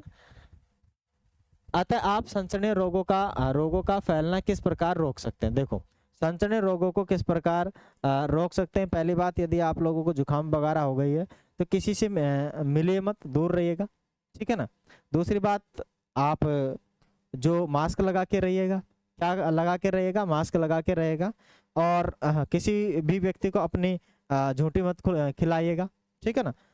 ओके, क्योंकि संचरित रोग ऐसे ही एक दूसरे के अंदर फैलते हैं, तो ये उनके रोकने के उपाय हो सकते हैं, ठीक है ना। क्या हो सकते हैं? उनके रोकने के उपाय हो सकते हैं। या छींकते समय यदि आप मास्क नहीं लगा रखे हैं तो रुमाल लगा के रखिए, दूर छींकिए, साइड में छींकिए, या अपने कंधे पर यूं छींक लीजिए, ठीक है। तो कम से कम अपने में ही फैलेंगे, वैसे अपने में तो पहले ही फैल रखे हैं, है ना। यदि हम छींकते समय अपने मुंह एवं नाक पर एक रुमाल रखना चाहिए। अच्छा, तो यही है कि संक्रमित व्यक्ति से पर्याप्त दूरी बनाए रखी जानी चाहिए। बिल्कुल, यह भी सही बात है। चलेगा आगे अपने पास कुछ कीट एवं जंतु ऐसे भी हैं जो रोग कारक सूक्ष्म जीवों के रोग वाहक होते हैं। कुछ जीव होते हैं ऐसे जो क्या करते हैं, एक जगह से दूसरी जगह रोगों को फैलाते हैं, ठीक है। अगर किसी रोग को कोई दूसरा किसी व्यक्ति से ले जाकर किसी दूसरे में ले जा रहा है, किसी दूसरे तक पहुंचा रहा है, तो रोग वाहक हो गया। तो ऐसे कुछ सूक्ष्म जीव हैं, ऐसे कुछ क्या रोग वाहक जंतु भी हैं और कीट भी हैं, ठीक है ना। कार्य करते हैं। घरेलू मक्खी हो गई, घरेलू जो मक्खी हो गई वो भी क्या करते हैं? रोग कारक होती है, एक जगह से दूसरी जगह रोग को फैलाती है। मक्खी कूड़े एवं जंतु अपशिष्ट पर बैठती हैं, रोगाणु इसके द्वारा शरीर से चिपक जाते हैं। जब मक्खी बिना ढके भोजन पर बैठती है तो रोगाणु का स्थानांतरण संभव है। जो भी व्यक्ति ऐसा संदूषित भोजन करेगा वो भी क्या हो जाएगा? बीमार पड़ जाएगा। वो भी क्या हो जाएगा? बीमार पड़ जाएगा, ठीक है। अतः यह सलाह दी जाती है कि भोजन को सदा ही ढककर रखना चाहिए, बिना ढके भोजन को खाने से बचना चाहिए। मादा एनाफिलीज जो मच्छर है, इसका एक सामान्य उदाहरण है। कौन सा? मादा एनाफिलीज मच्छर, ठीक है ना। मादा का मतलब होता है, दो होते हैं, जैसे जेंट्स और महिला होती है उसी प्रकार से एक तो मच्छराणी होती है और एक मच्छर, है ना। क्या होती है? मच्छराणी। मच्छराणी का मतलब मादा एनाफिलीज मच्छर, ठीक है ना। उसके द्वारा कुछ रोगों का क्या किया जाता है? प्रवाहित किया जाता है, एक जगह से दूसरी जगह ले जाया जाता है, रोग वाहन किया जाता है। इसका उदाहरण है मच्छर। कौन सा? मच्छर प्लाज्मोडियम, मानी प्लाज्मोडियम यानी मलेरिया परजीवी होता है प्लाज्मोडियम। मानी जो मलेरिया होता है वो मादा एनाफिलीज मच्छर द्वारा फैलाया जाता है। किसके कारण? प्लाज्मोडियम के कारण। और प्लाज्मोडियम क्या है? एक क्या है? मलेरिया परजीवी है, रोगवाहक सदा। मादा एंडीज मच्छर डेंगू के लिए वायरस का वाहक है। जो मादा एनाफिलीज मच्छर वो डेंगू फैलाता है, ठीक है। क्या फैलाता है? मादा एंडीज मच्छर है, मादा फैलाते हैं। जेंट्स कुछ नहीं फैलाते क्या है? मादा मच्छर ही फैलाते, जेंट्स तो बेचारे फैलाते नहीं कुछ है। तो मादा एडिस मच्छर डेंगू के वाहक का क्या करते हैं? संचार करते हैं, मानी वाहक करते हैं। हम मलेरिया अथवा डेंगू का नियंत्रण किस प्रकार कर सकते हैं? बताइए। मलेरिया अथवा डेंगू का नियंत्रण हम किस प्रकार कर सकते हैं? तो हमारे आसपास अगर नालियां हैं, स्वच्छ पानी भरा है, माने डेंगू का मच्छर हमेशा स्वच्छ पानी में रहता है, ठीक है। डेंगू का मच्छर हमेशा स्वच्छ पानी में रहता है, वहाँ बैठता है, फलता फूलता है, अपने बच्चे पैदा करता है और डेंगू फैलाता है, ठीक है। तो स्वच्छ पानी आसपास भरा रख नहीं रखे खुला, उसको बंद रखे, टंकियों का जो ढक्कन है प्रॉपर लगाएं, है ना। और जो आसपास यदि नालियाँ हैं तो उनके अंदर केरोसिन वगैरह के क्या डालें, केरोसिन वगैरह उसके अंदर डाल दें, या जो उनकी पेस्टिसाइड्स है वो उनके अंदर छिड़काव करें, या फिर जो नालियाँ हैं उनको प्रॉपर तरीके से अंडरग्राउंड रखें, जिससे कि मच्छर पैदा कम हो, और मच्छर पैदा कम होंगे तो वो हमें खाएंगे नहीं, ठीक है ना, खाएंगे नहीं, और तो फिर हमें ना तो डेंगू होगा ना मलेरिया होगा, ठीक है। तो इस प्रकार से हम क्या कर सकते हैं, इनसे बच सकते हैं। ये रहा भाई मादा एनोफिलीज मच्छर, देख लो कैसी है मादा है, ऐसी है क्या मादा एनोफिलीज मच्छर, ये मादा एनोफिलीज मच्छर है, यही फैलाती है सारा कलेश, यही करती है डेंगू बुखार का है, मलेरिया का, ठीक है ना। डेंगू के लिए तो एडिस है, मादा एडिस, एडिस है ना, ठीक है। अब ये भाई है, ये कलेश घालती है अपने को। अध्यापक आप हमसे ऐसा क्यों कहते हैं कि आप अपने आसपास पानी एकत्रित न होने दे, इसीलिए कहते हैं अध्यापक कि भाई अपने आसपास पानी इकट्ठा होगा तो मच्छर पैदा होंगे, मच्छर पैदा होंगे तो हमें खाएंगे, और हमें खाएंगे तो हमारा खेल समाप्त करेंगे, है ना, मतलब हमें बीमार पटकेंगे। चले आगे, आगे क्या है अपने पास, आगे अपने पास सभी मच्छर जल में उत्पन्न होते हैं, हमें पानी को कहीं भी रुका नहीं रहने देना चाहिए। कूलर, टायरों एवं फूलदानों इत्यादि में कहीं भी जल को एकत्रित न होने दें। अतः अपने आसपास के स्थानों को स्वच्छ एवं शुष्क रखकर हम मच्छरों को पैदा होने से रोक सकते हैं। ऐसे उपयोग की सूची बनाने का प्रयास कीजिए, जिससे आप मलेरिया को फैलने से रोक सकें, ठीक है, मलेरिया को फैलने से क्या कर सके आप, रोक सके। एक बार मैं थोड़ा पेज देख लेता हूँ कितने पेज हो रहा, एक दो तीन,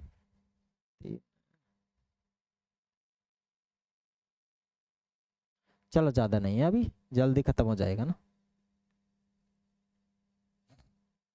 चलिएगा, तो अपने पास आ चुकी है अब इनकी सारणी, रोगों की सारणी, ठीक है ना। किसकी सारणी आ गई है, रोगों की। भाई देखो, मनुष्य में सूक्ष्म जीवों द्वारा होने वाले सामान्य रोग, मनुष्य में सूक्ष्म जीवों द्वारा होने वाले जो सामान्य रोग है उनकी सारणी हमें मिल चुकी है। तो इस सारणी से हम अध्ययन करेंगे और जानेंगे कि भाई कौन कौन से रोग किस किस कारण से होते हैं। तो मानव में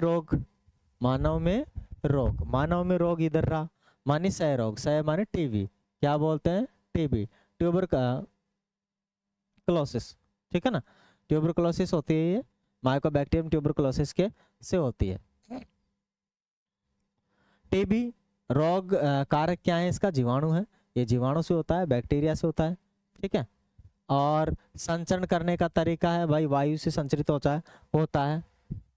अब इसमें क्या क्या होता है भाई, रोगी व्यक्ति को पूरी तरह से अन्य व्यक्तियों से अलग रखना, रोगी की व्यक्तिगत वस्तुओं को अलग रखना और उचित समय पर टीकाकरण करना, ठीक है। आगे क्या है, खसरा होता है मीजल्स, ठीक है, खसरा होता है मीजल्स, बड़ी माता शायद बोलते हैं इसे, चिकन पॉक्स बड़ी माता, खसरा को बोलते हैं बड़ी माता, ठीक है, मीजल्स या खसरा बोलते हैं। इसमें अपने शरीर पर मोटे मोटे चकते बन जाते हैं, ठीक है, ये वायरस के द्वारा होता है, ये वायु से फैलता है, आदमी को दूर रखना चाहिए, उसे ढक मतलब किसी चादरे या सोल से ढक के रखना चाहिए। आगे अगर चिकन पॉक्स मानी छोटी माता जिसे हम बोलते हैं, वायरस से होता है, वायु के सीधे संपर्क में आने से हो जाता है, ठीक है। पोलियो भी किससे होता है भाई, वायरस से होता है, और ये वायु और जल से फैलता है, वायु से या फिर किससे फैलता है, जल से फैलता है। आगे आ गया हैजा, ठीक है, हैजा क्या होता है, हैजा होता है भाई जीवाणु से, किससे होता है, जीवाणु माने बैक्टीरिया से होता है। और ये जल या भोजन अगर खराब है, जल या भोजन अगर आपने प्रदूषित जल पी लिया या खराब भोजन खा लिया, दूषित भोजन खा लिया, तब जाकर हैजा फैलता है, तब जाकर क्या फैलता है, हैजा फैलता है। व्यक्तिगत स्वच्छता एवं अच्छी आदतें को अपनाना और भली भांति पके भोजन, उबला भोजन एवं टीकाकरण, ठीक है, इससे बचा जा सकता है। आगे आ गया टाइफाइड। टाइफाइड क्या होता है कि जो अपना छाती है उस पर मय दाने बन जाते हैं और इसमें हल्का हल्का बुखार रहता है, जुर बनी रहती है, ठीक है, खांसी जुकाम भी नॉर्मल बनी रहती है, जीवाणु से होता है, जल के कारण होता है टाइफाइड। मान दूषित जल आपने पी लिया तो उसके कारण आपको टाइफाइड हो जाएगा, ठीक है। टीकाकरण वगैरह आपको करवाना है। हेपेटाइटिस ए, हेपेटाइटिस ए किसके कारण होता है? वायरस से होता है। ये भी दूषित जल के कारण होता है। उबले हुए पेयजल का प्रयोग करें और टीकाकरण करें, ठीक है ना। हेपेटाइटिस में क्या करना है? उबले हुए जल का प्रयोग करना है, ठीक है ना। किसका प्रयोग करना है? उबले वाले जल का प्रयोग करना है। कौन से जल का प्रयोग करना है? आपको उबले हुए जल का प्रयोग करना है और उसे पीना है, ठीक है। थोड़ा मैं बैटरी चेंज कर लेता हूँ, बैटरियाँ।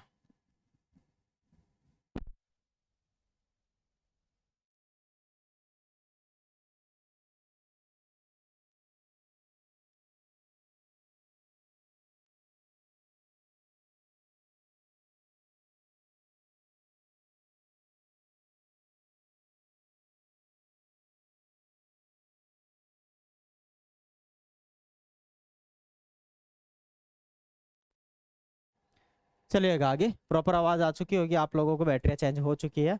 आगे अपने पास क्या है? मलेरिया, ठीक है। मलेरिया मच्छर से फैलता है, मादा एनोफिलीज मच्छर के नाम से फैलता है मलेरिया, जो कि एक प्रोटोजोआ होता है ना, मच्छर से फैलता है। माने मच्छरदानियों का प्रयोग करें, मच्छर भगाने वाले रसायनों का प्रयोग करें, कीटनाशक छिड़काव एवं मच्छर के प्रजनन रोकने के लिए जल को किसी भी स्थान पर एकत्रित न होने दें, ठीक है। इस प्रकार से आप इनको रोक सकते हैं। और जो डेंगू होता है मादा एनोफिलीज उससे होता है, ठीक है, मादा एडिज मच्छर से होता है। आगे लीजिए, आगे है अपने पास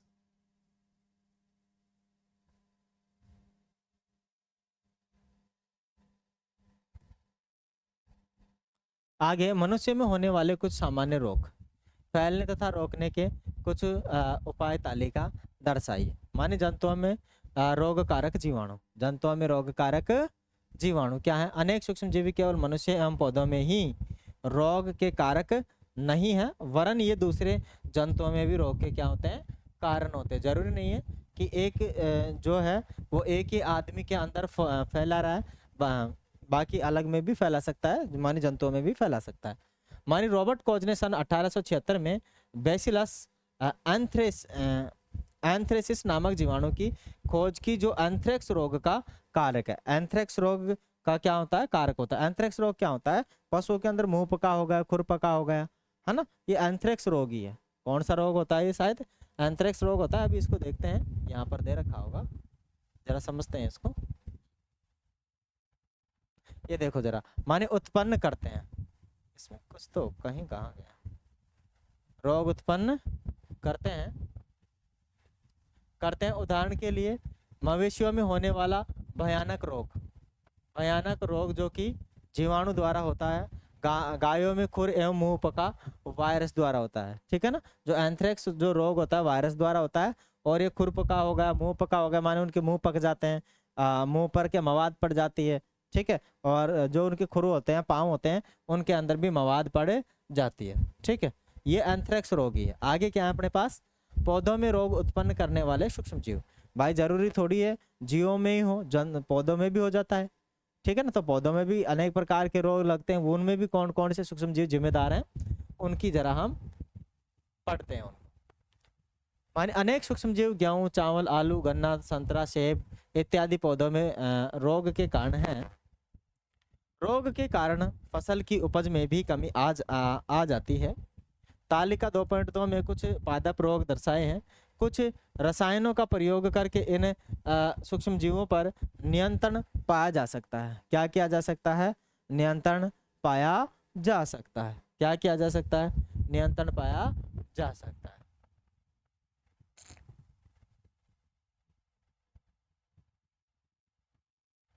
तो अपने पास आ गई एक सारणी, क्या आ चुकी है? एक सारणी आ चुकी है, ठीक है। अब पादप रोग है, इसमें क्या है अपने पास? पादप रोग है। इधर इधर कौन से जीव के, सूक्ष्म जीव के कारण फैलता है, और संचरण के तरीका कौन सा है? माने नींबू में कैंकर रोग, नींबू में एक रोग होता है कैंकर, ठीक है, जिसमें किसके कारण होता है?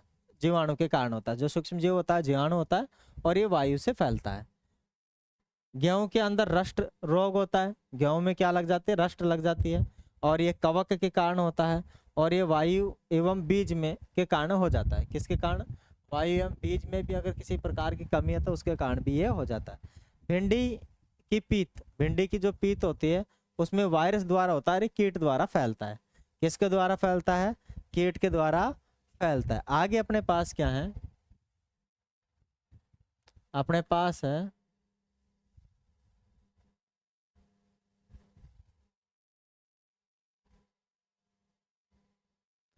आगे अपने पास है खाद्य विषाक्त मानी फूड पॉइजनिंग। ठीक है ना? खाद्य विषाक्त, विषाक्त नहीं, फूड पॉइजन जिसे बोलते हैं। कभी कभार क्या होते हैं, हम बेकार का खाना खा जाते हैं। बेकार का मतलब होता है जो खराब हो जाता है, उस खाने को खा जाते हैं, ध्यान नहीं रहता है, वो हमारे शरीर में जाकर एक जहर की तरह काम करता है।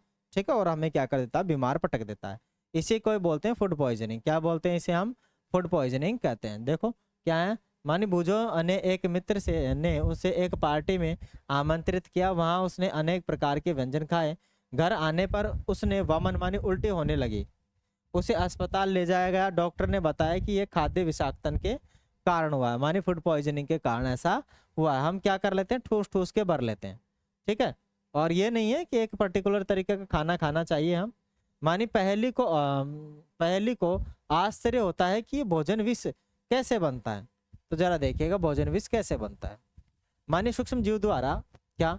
सूक्ष्म जीव द्वारा प्रदूषित भोजन करने से खाद्य विषाक्तन हो सकता है। हमारे भोजन में उत्पन्न होने वाले सूक्ष्म जीव कभी कभी विषैले पदार्थ उत्पन्न कर देते हैं, भोजन को विषाक्त बना देते हैं, जिसके सेवन से व्यक्ति भयंकर रूप से रोगी हो सकता है। भयंकर रूप से क्या हो सकता है? रोगी हो सकता है। अथवा कभी कभी उसकी क्या हो जाती है?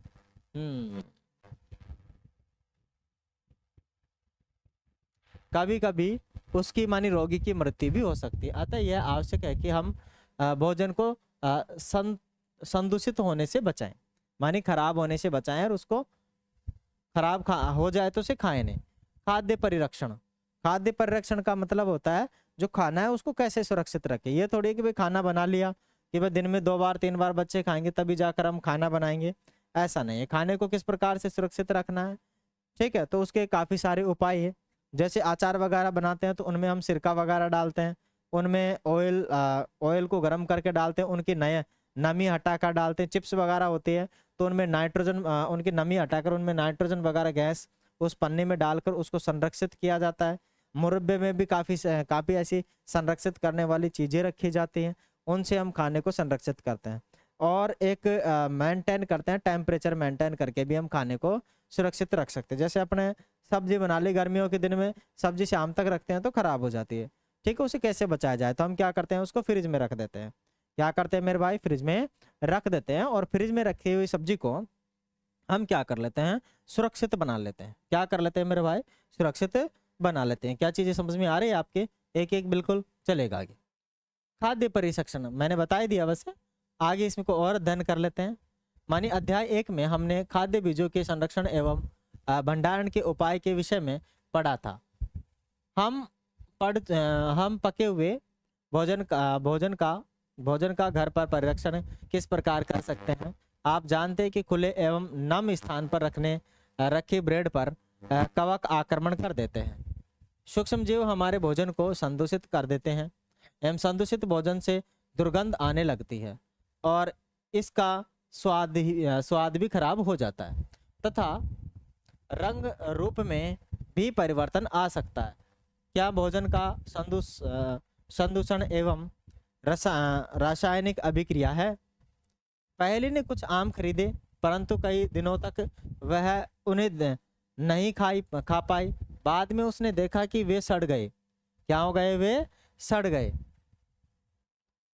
परंतु वह जानती है कि उसकी दादी द्वारा बनाया गया आम का अचार काफी समय तक संदूषित नहीं होता। ये वह भ्रांति है। आइए हम खाद्य प्रशिक्षण के कुछ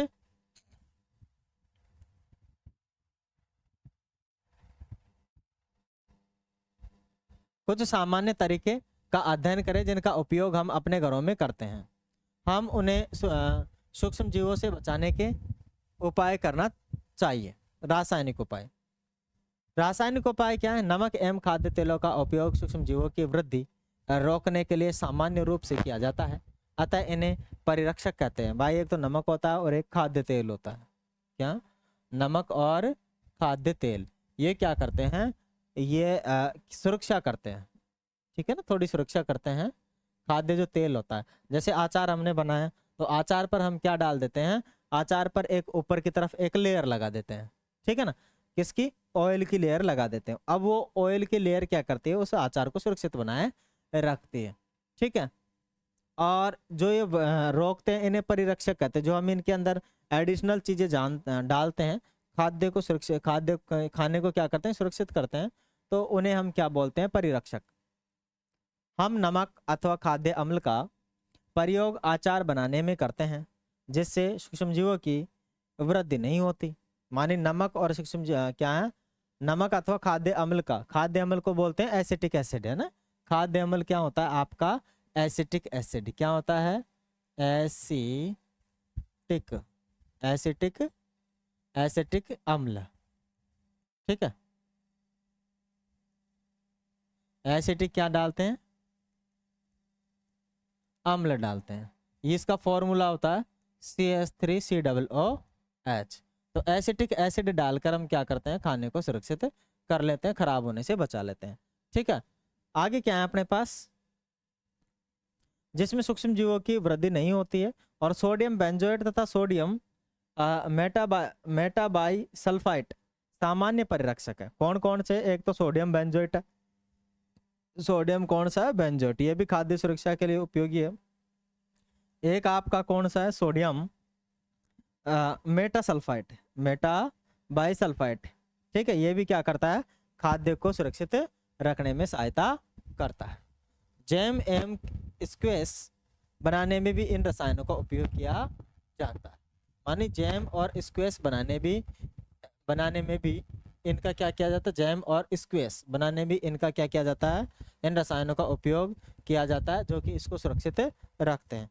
आगे क्या है? नमक द्वारा परिरक्षण। भाई नमक द्वारा परिरक्षण किस प्रकार से किया जाता है? हम नमक को सोडियम क्लोराइड बोलते हैं। तो देखते हैं कि नमक के द्वारा इनको कैसे सुरक्षित रखा जाता है। लीजिए आगे। माने सामान्य नमक का उपयोग मांस और मछलियों के परिरक्षण के लिए काफी लंबे समय या अरसे से किया जाता रहा है। जीवाणु की वृद्धि रोकने के लिए मांस तथा मछलियों को सूखे नमक से ढक देते हैं। किससे ढक देते हैं? सूखे नमक से ढक देते हैं। नमक का उपयोग आम, आंवला और इमली के परिरक्षण में भी किया जाता है, ठीक। ये मांस वाली जो चीजें होती हैं, ठीक है, उनको तो परिरक्षित करते ही करते हैं। मांस और मछली को तो क्या करते हैं? सुरक्षित करते ही करते हैं। साथ ही साथ में ये जो अपने पास आम हो गया, आंवला हो गया, इमली हो गया, इनको भी क्या रखते हैं? परिरक्षण में भी इनका उपयोग किया जाता है। माने सुरक्षित रखने में भी इनका उपयोग किया जाता है। आप जरा चीनी का उपयोग तो देख लें, ठीक है।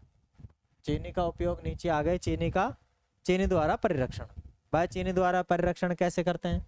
मानी जैम, जेली, स्क्वैश का परिरक्षण चीनी द्वारा किया जाता है। चीनी के प्रयोग से खाद्य पदार्थों की नमी में कमी आती है जो कि प्रदूषण या संदूषण करने वाले जीवाणुओं की वृद्धि को नियंत्रित करती है। जैसे मुरब्बा आप लोगों ने देखा होगा, हम मुरब्बा जो बनाते हैं, चीनी को क्या करते हैं? अच्छे से पानी डालकर उसको गर्म करते हैं, चाशनी बनाते हैं।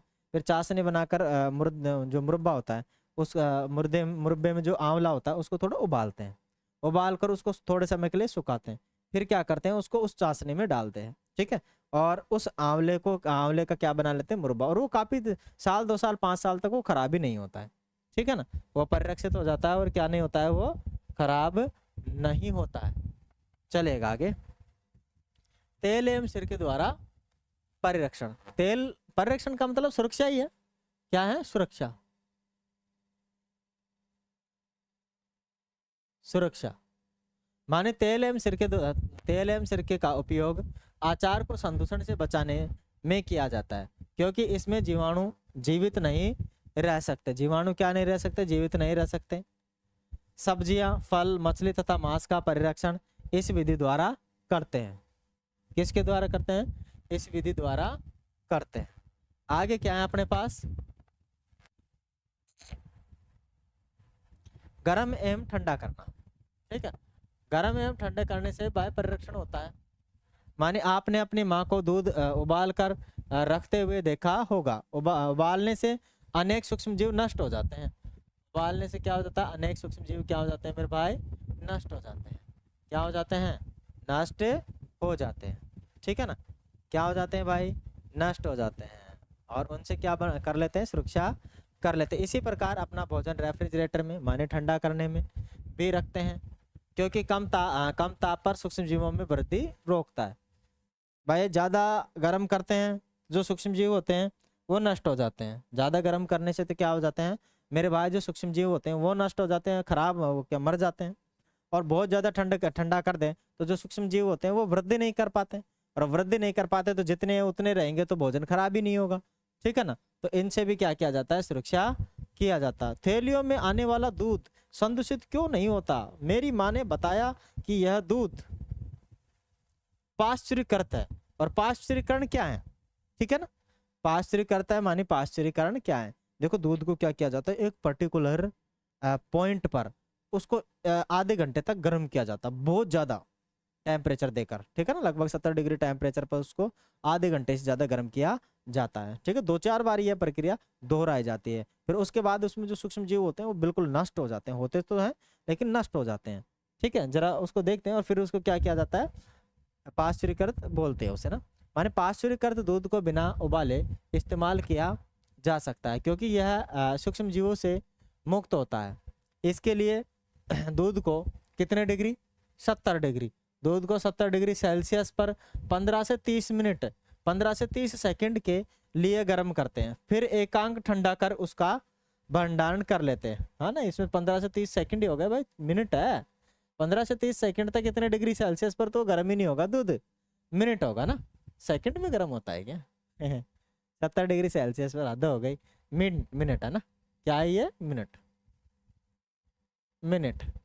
ठीक है, मिनट के लिए गर्म करते हैं, फिर एकांक ठंडा करके उसका भंडारण कर लेते हैं। ऐसा करने से सूक्ष्म जीवों की वृद्धि रुक जाती है। इस प्रक्रिया की खोज लुई पॉस्चर ने की थी, और इसीलिए उसी वैज्ञानिक के नाम पर इसको पाश्चुरीकरण इसका नाम दिया गया है।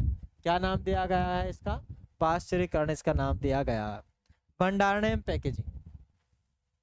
भंडारण का मतलब होता है सुरक्षित रखना, और पैकेजिंग का मतलब होता है पैक करके रखना। आजकल मेवे सब्जियां भी वायुरोधी सील किए गए पैकेटों में भेजे जाते हैं, इस जिससे सूक्ष्म जीवों से सुरक्षा होती है। जिससे क्या होते हैं? सूक्ष्म जीवों से सुरक्षा होती है।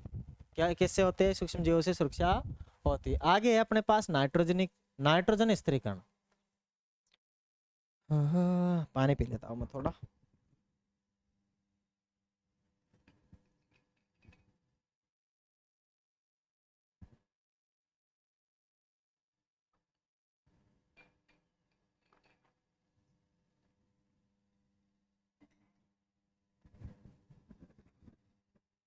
आगे अपना नाइट्रोजन स्थिरीकरण।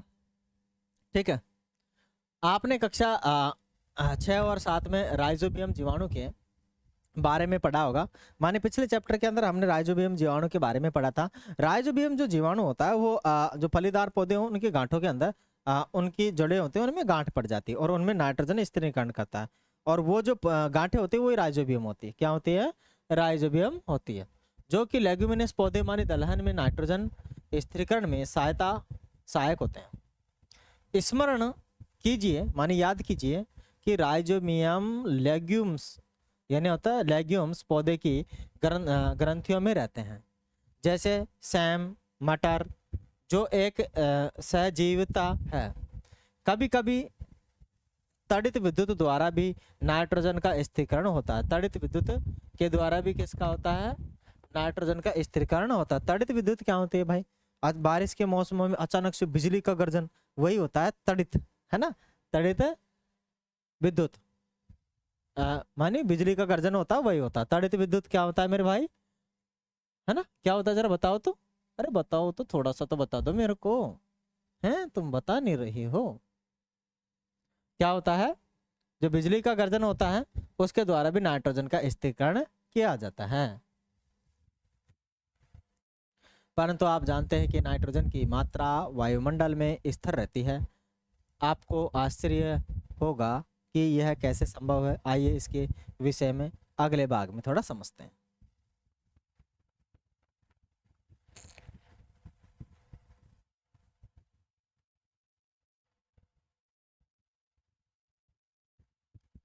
देखो भाई, ये है अपना एक फलीदार पौधा है, ठीक है। क्या है? फलीदार पौधा है। और इस फलीदार पौधे में आप लोगों को गांठें दिखाई दे रही होगी। क्या दिखाई दे रही है? ये महीन महीन क्या होती है? गांठें होती है। और ये गांठें राइजोबियम की गांठें हैं। और इन्हीं में ही क्या होता है? नाइट्रोजन स्थिरीकरण होता है। इन्हीं में ही क्या होता है? नाइट्रोजन स्थिरीकरण होता है इन गांठों के अंदर, ठीक है ना।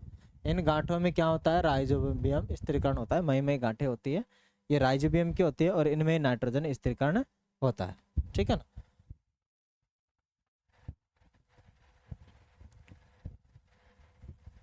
किसका है?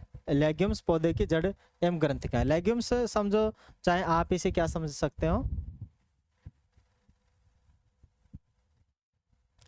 आगे अपने पास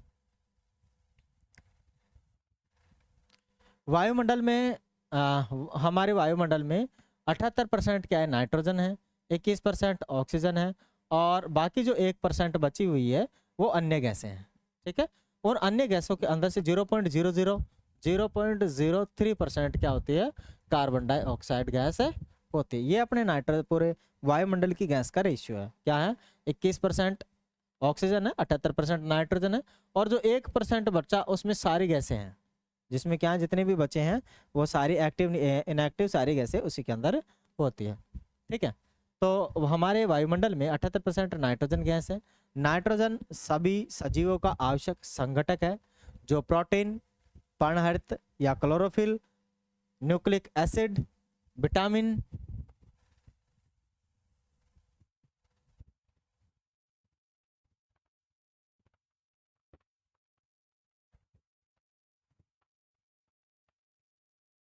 विटामिन में उपस्थित विटामिन में उपस्थित होता है। पौधे एवं जंतु वायुमंडलीय नाइट्रोजन का उपयोग सिद्ध नहीं कर सकते। मिट्टी में उपस्थित जीवाणु व नीले हरित शैवाल वायुमंडलीय नाइट्रोजन का स्थिरीकरण करके नाइट्रोजन यौगिकों में परिवर्तित कर देते हैं। जब नाइट्रोजन इस प्रकार उपयोगी यौगिकों में परिवर्तित होता है, पौधे इसका उपयोग मिट्टी में से जड़ तंत्र द्वारा करते हैं। इसके पश्चात अवशोषित अवशोषित का मतलब होता है ग्रहण कर लेना, सोख लेना। नाइट्रोजन का उपयोग प्रोटीन, अन्य यौगिकों के संरक्षण में करते हैं। प्रोटीन क्या होता है? ठीक है, प्रोटीन क्या होते हैं? अमीनो अम्ल होते हैं जो हमारी बॉडी में मसल्स बनाने का काम करते हैं। बॉडी बनाते हैं ना ये ऐसी वाले, तो वो किसका काम है? प्रोटीन का काम है, ठीक है ना। जो भी बॉडी बिल्डर होते हैं वो प्रोटीन लेते हैं।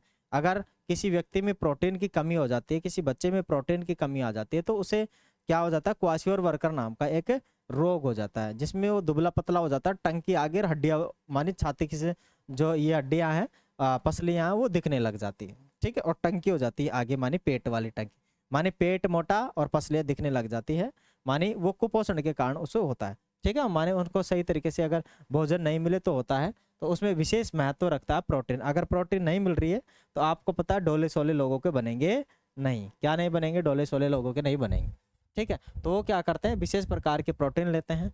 प्रोटीन कहाँ कहाँ से लेते हैं? तो भाई वो खूब तो दूध पीते हैं, दूध में प्रोटीन होती है, ठीक है। और उसके अलावा वो काफ़ी सारे अंडे खाते हैं, उनमें भी क्या होती है? प्रोटीन होती है, ठीक है। जो अंडे का बाहर वाला भाग होता है सफ़ेद पार्ट, उसमें प्रोटीन की मात्रा ज़्यादा होती है। और जो अंदर वाला पार्ट होता है उसमें किसकी मात्रा होती है? वसा की मात्रा होती है। और वसा काफ़ी रोगों का कारण है, ठीक है। एवं अन्य यौगिकों के संश्लेषण से में करते हैं। पौधे पर निर्भर करने वाले जंतु उन से प्रोटीन एवं अन्य नाइट्रोजनी यौगिक प्राप्त करते हैं। पौधे एवं जंतुओं की मृत्यु के बाद मिट्टी में उपस्थित जीवाणु उपस्थित जीवाणु कवक नाइट्रोजनी अपशिष्ट को नाइट्रोजनी यौगिकों में परिवर्तित कर देते हैं, जो पौधे द्वारा पुनः उपयोग होता है। कुछ विशिष्ट जीवाणु नाइट्रोजनी यौगिकों को नाइट्रोजन गैस में परिवर्तित कर देते हैं, जो वायुमंडल में चली जाती है। परिणित वायुमंडल में नाइट्रोजन की मात्रा लगभग स्थिर रहती है। नाइट्रोजन की मात्रा क्या रहती है? लगभग स्थिर रहती है। ठीक है ना, 78% है तो 78% रहेगी, ना तो कमी रहेगी ना बढ़ती रहेगी। तो नाइट्रोजन इसका चक्रण कैसे होता है, जरा इसको जाने। पूरा दिख रहा है ना? पूरा नहीं दिख रहा, थोड़ा छोटा करें। हाँ अब दिख रहा है। ठीक है, तो ये देखो दिख रहा है ना सही से? बिल्कुल नहीं दिख रहा सही से, चलेगा। पहले ऐसा ये डायग्राम है, इसको बड़ा कर लेते हैं जिससे कि पूरी एक एक चीजें दिख जाएगी। चलिए, स्टार्टिंग में अपने पास क्या होता है? वायुमंडलीय नाइट्रोजन। ठीक है ना, वायुमंडलीय नाइट्रोजन। वायुमंडलीय जो नाइट्रोजन है, जैसे ही बिजली तड़की, बिजली में कड़कड़ाहट हुई बारिश के समय, तड़ित द्वारा नाइट्रोजन स्थिरीकरण होता है। नाइट्रोजन क्या होता है? स्थिरीकरण होता है। एक दूसरा तरीका क्या है? वायुमंडलीय नाइट्रोजन का जीवाणु एवं नीले हरे शैवालों द्वारा स्थिरीकरण दो तरीके से होता है। एक तो बिजली कड़कने से होता है, बिजली कड़कने से या तड़ित के चमकने से, माने बिजली गिरेगी, विद्युत गिरेगी आसमान से, पता है ना आप लोगों को, बारिश की कड़कड़ाहट उठती है। ठीक है, और एक होता है राइजोबियम नाम का जो जीवाणु है, वो पेड़ पौधे में नीले हरे शैवालों में नाइट्रोजन का क्या करता है? स्थिरीकरण करता है। आगे उसके बाद में जीवाणु द्वारा स्थिर नाइट्रोजन को नाइट्रोजनी यौगिकों में परिवर्तित करते हैं। किस में करते हैं? नाइट्रोजनी यौगिकों में परिवर्तित करते हैं। ठीक है, इधर भी वैसा ही है। यहाँ आगे क्या है? मिट्टी में उपस्थित नाइट्रोजन के यौगिक को क्या कहता है? सीधा देखो कहाँ गया? पौधे द्वारा अवशोषण कर लिया जाता है। पौधे अवशोषित करके क्या करेंगे भाई? फिर उसे पौधे को खा जाएगा जंतु, माने जंतुओं द्वारा पौधों को खा जाएगा। फिर वापस उत्सर्जन एवं जीवों की मृत्यु द्वारा उत्पन्न नाइट्रोजनी अपशिष्ट वापस कहाँ मिल जाएगा? वापस मिट्टी के अंदर मिल जाएगा। माने उनका जो लेवल है बिल्कुल स्थिर रहता है, बदलता नहीं है, उसका चक्रण चलता रहता है। ठीक है, इधर अगर बात करें तो इधर भी वही, जीवाणु द्वारा नाइट्रोजन यौगिकों का गैसीय नाइट्रोजन में परिवर्तित होना। तो फाइनली अपने पास जो 78% नाइट्रोजन है वो बिल्कुल 78% में ही बनी रहती है, न तो कम होती है न ज़्यादा होती है। ठीक है, नष्ट होकर वापस वहीं पर पहुंच जाती है, माने घूम फिर कर चक्रण होकर वहीं पर पहुंच जाती है।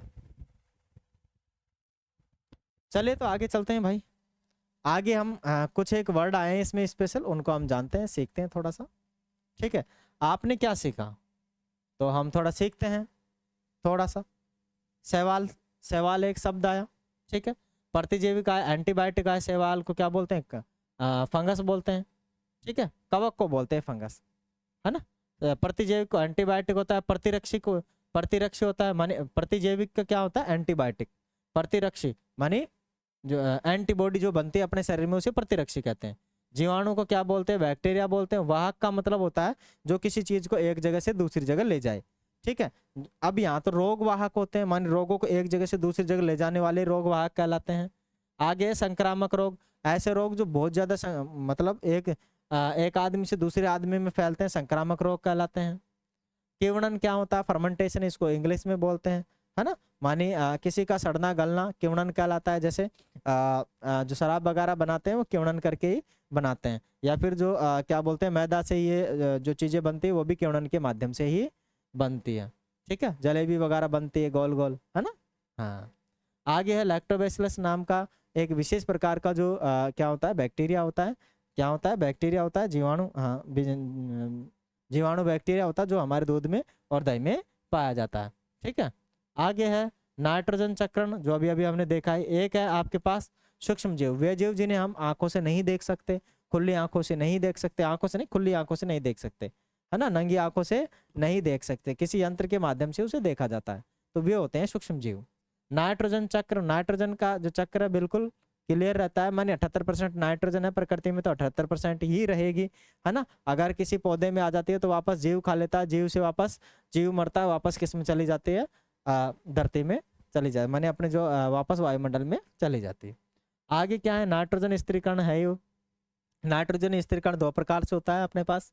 एक तो अपने पास जो तड़ित होते हैं, मानी तड़ित का मतलब आकाश से बिजली पड़ती है कड़कड़ाती कड़र, ठीक है, और उससे भी नाइट्रोजन स्थिरीकरण होता है। एक होता है जो फलीदार पौधे होते हैं उनकी जड़ों में राइजोबियम नाम का वो होता है, जीवाणु होता है, बैक्टीरिया होता है, उसके द्वारा भी नाइट्रोजन स्थिरीकरण किया जाता है, और किसमें होता है, गांठों में होता है।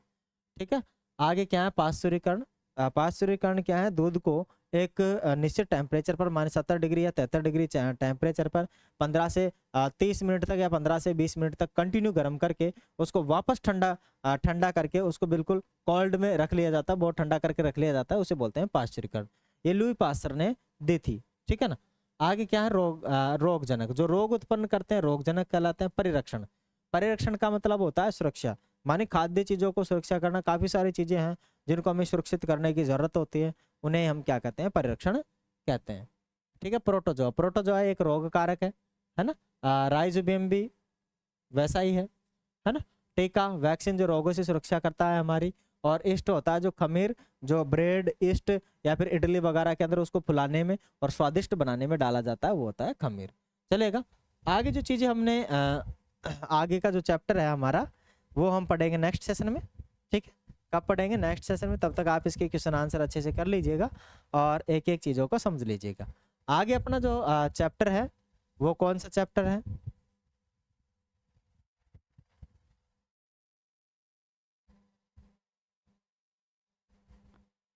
कोयला और पेट्रोलियम। कोयला और पेट्रोलियम इसका नेक्स्ट सेशन में हमारे क्लास आएगी। चलेगा, तीसरा ये चैप्टर है, आगे हम इसको पढ़ेंगे। ओके दोस्तों, चले, thank you, thanks for watching.